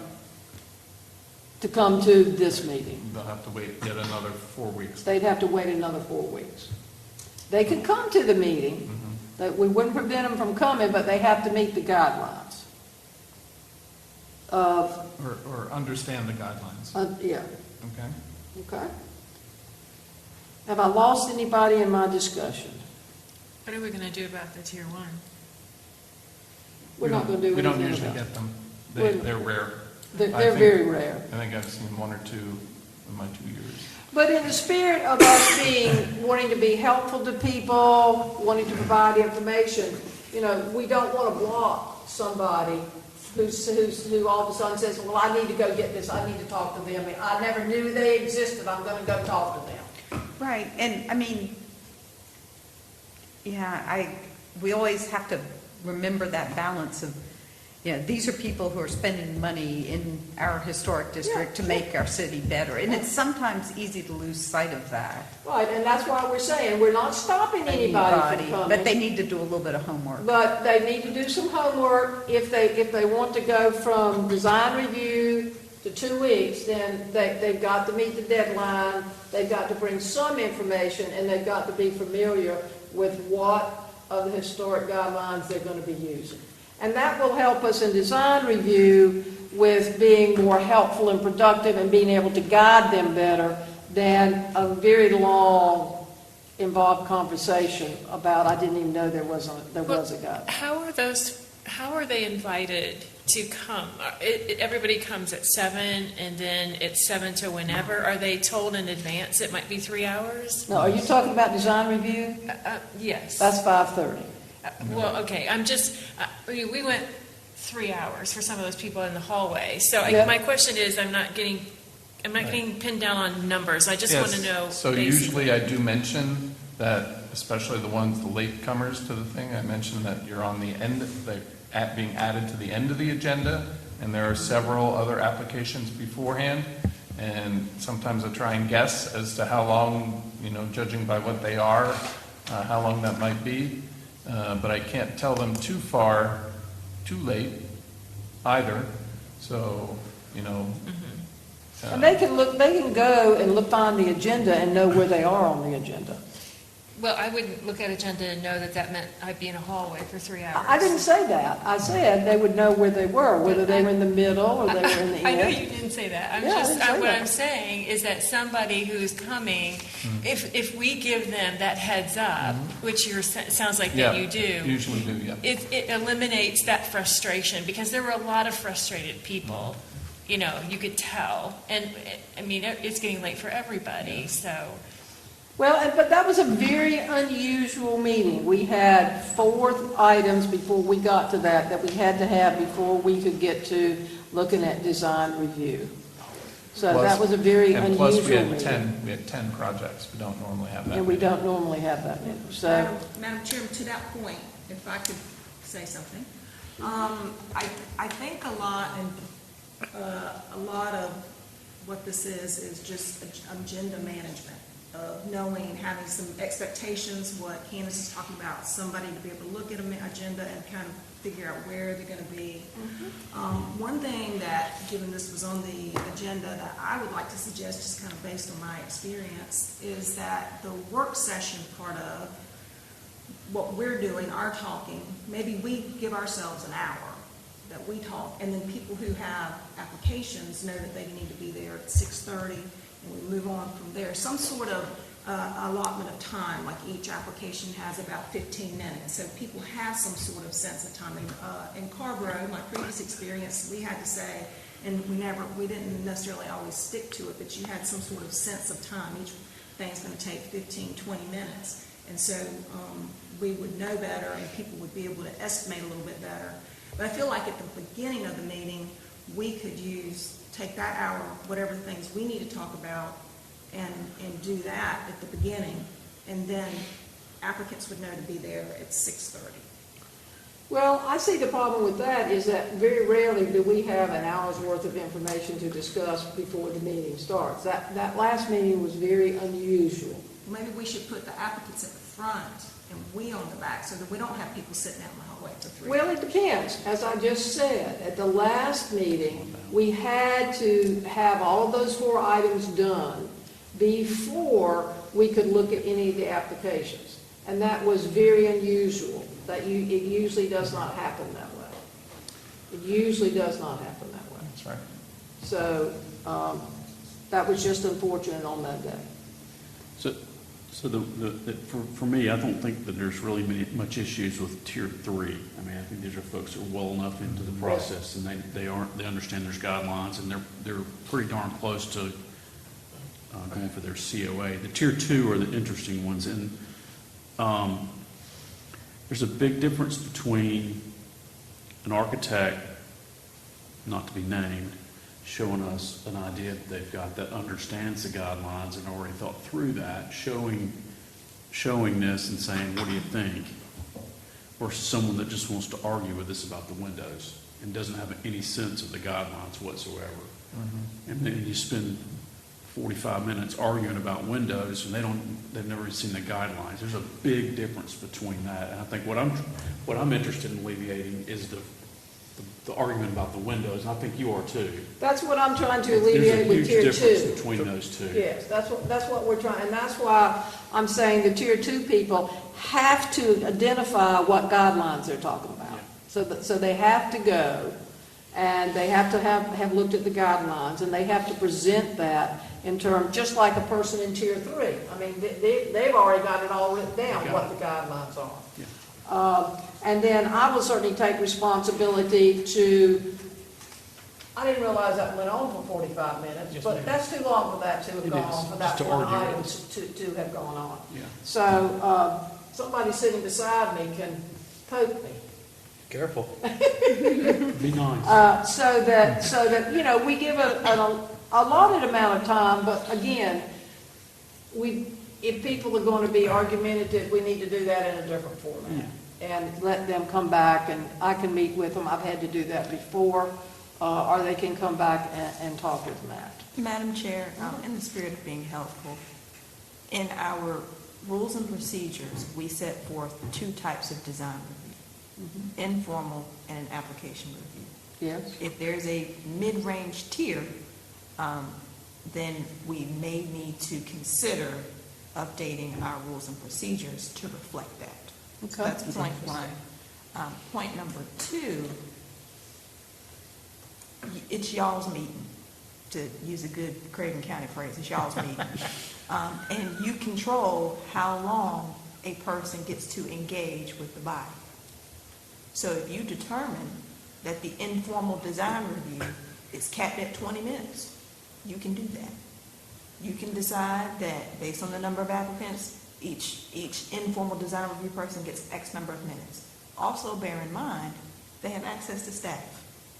So if there are questions about applicability of guidelines, where the guidelines are, what a window is, they can certainly come to staff and the individuals at Development Services and get the benefit of those resources. So it may be in that context where there's a debate about doors, for example, it may be appropriate to say, thank you for coming. Staff is right there to give you his business card. There's this thing called guidelines. We'll see you the next time. Okay. So we could kind of put 1 and 2 in the first category that you're talking about.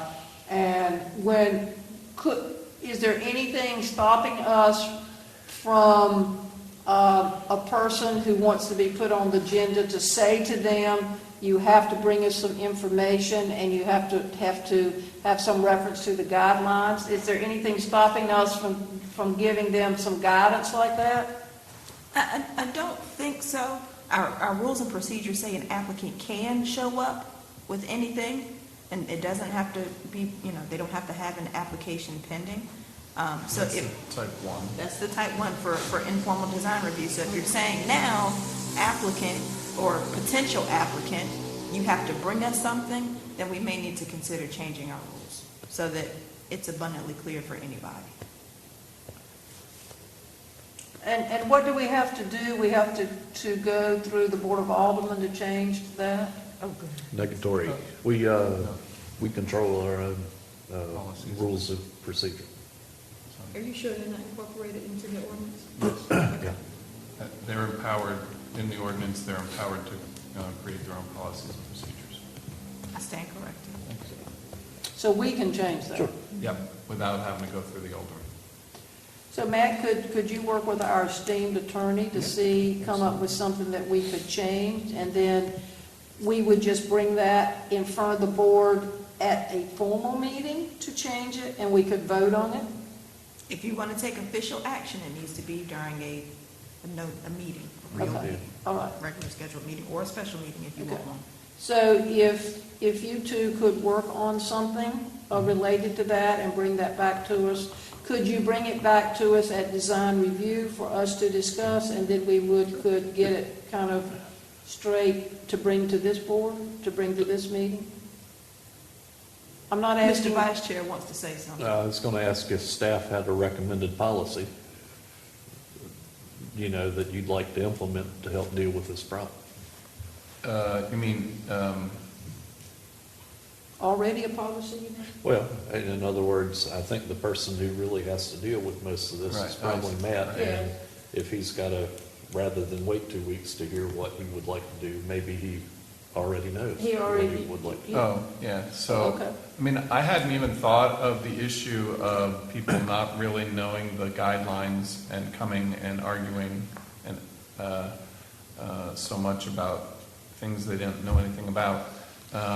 But it occurred to me that we could just simply be more hard fast about the deadlines to be on the agenda. And that gives at least enough time for all of us to see the information that they have provided. So whether it be with or without guidelines attached to it, but so I can see that what you've been talking about, you all have been talking about, is actually probably even more relevant. Okay.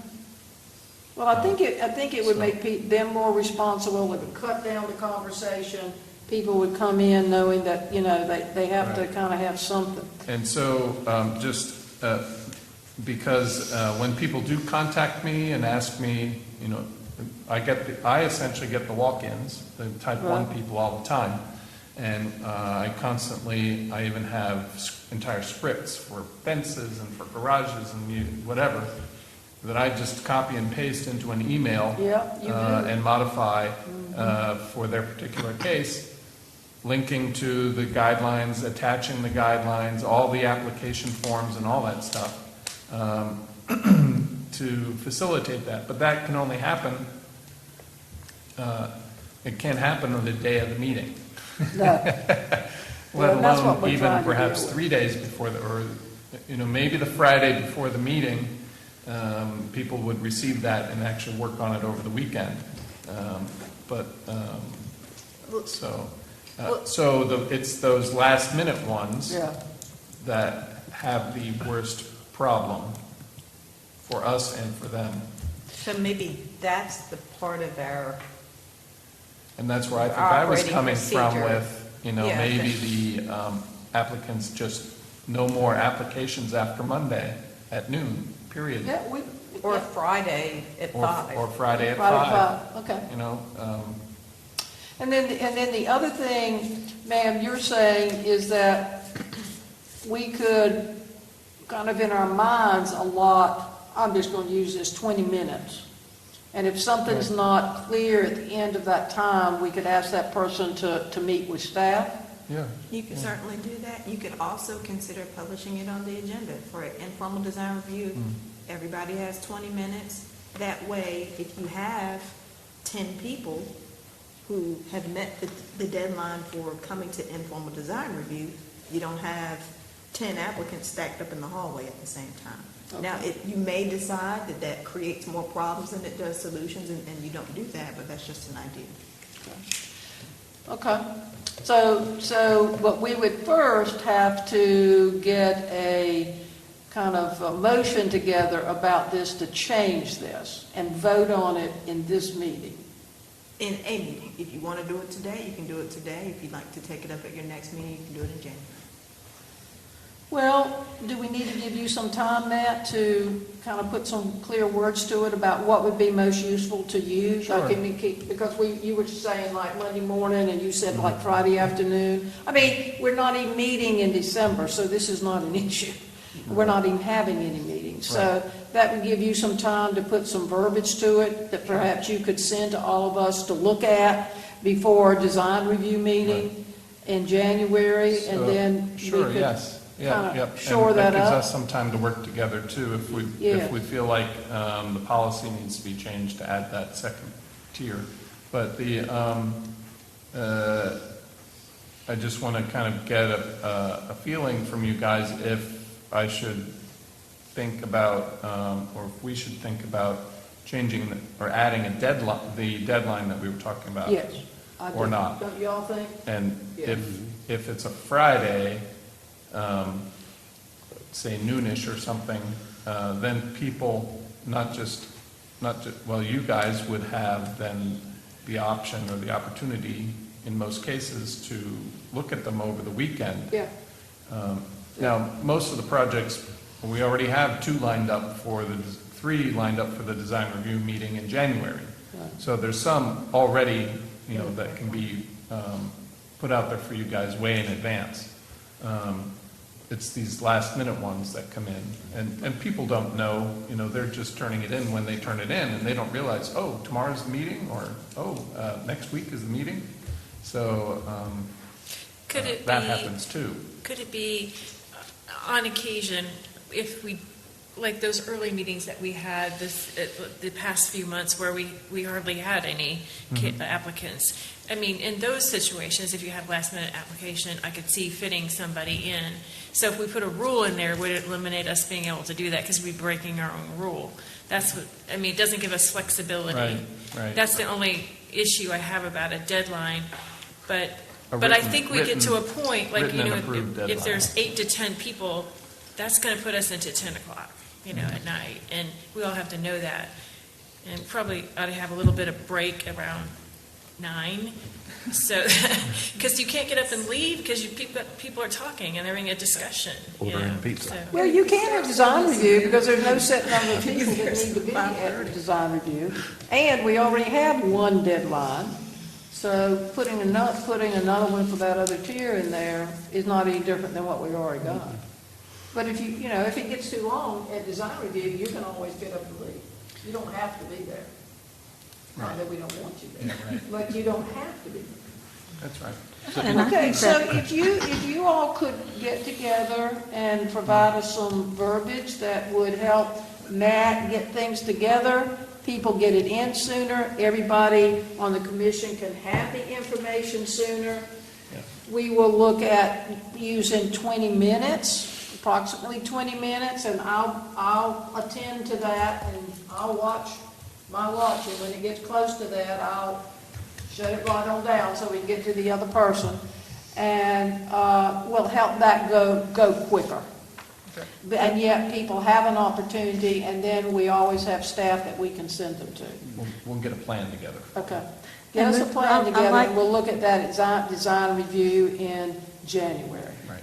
And Ruth, I like the idea of Friday noon before, The Wednesday. and that gives Matt more time. Yes, because Matt needs time for that. And we need time too. It helps us to have time as well. And it doesn't shut somebody from just walking off the street, because we do need to be friendly and serve the public, so.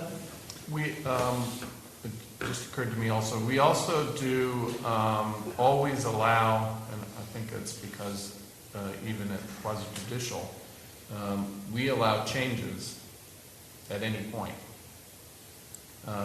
So, someone who comes up and says, yeah, I'll be glad to change my brick from painted to white brick, right? We allow those changes.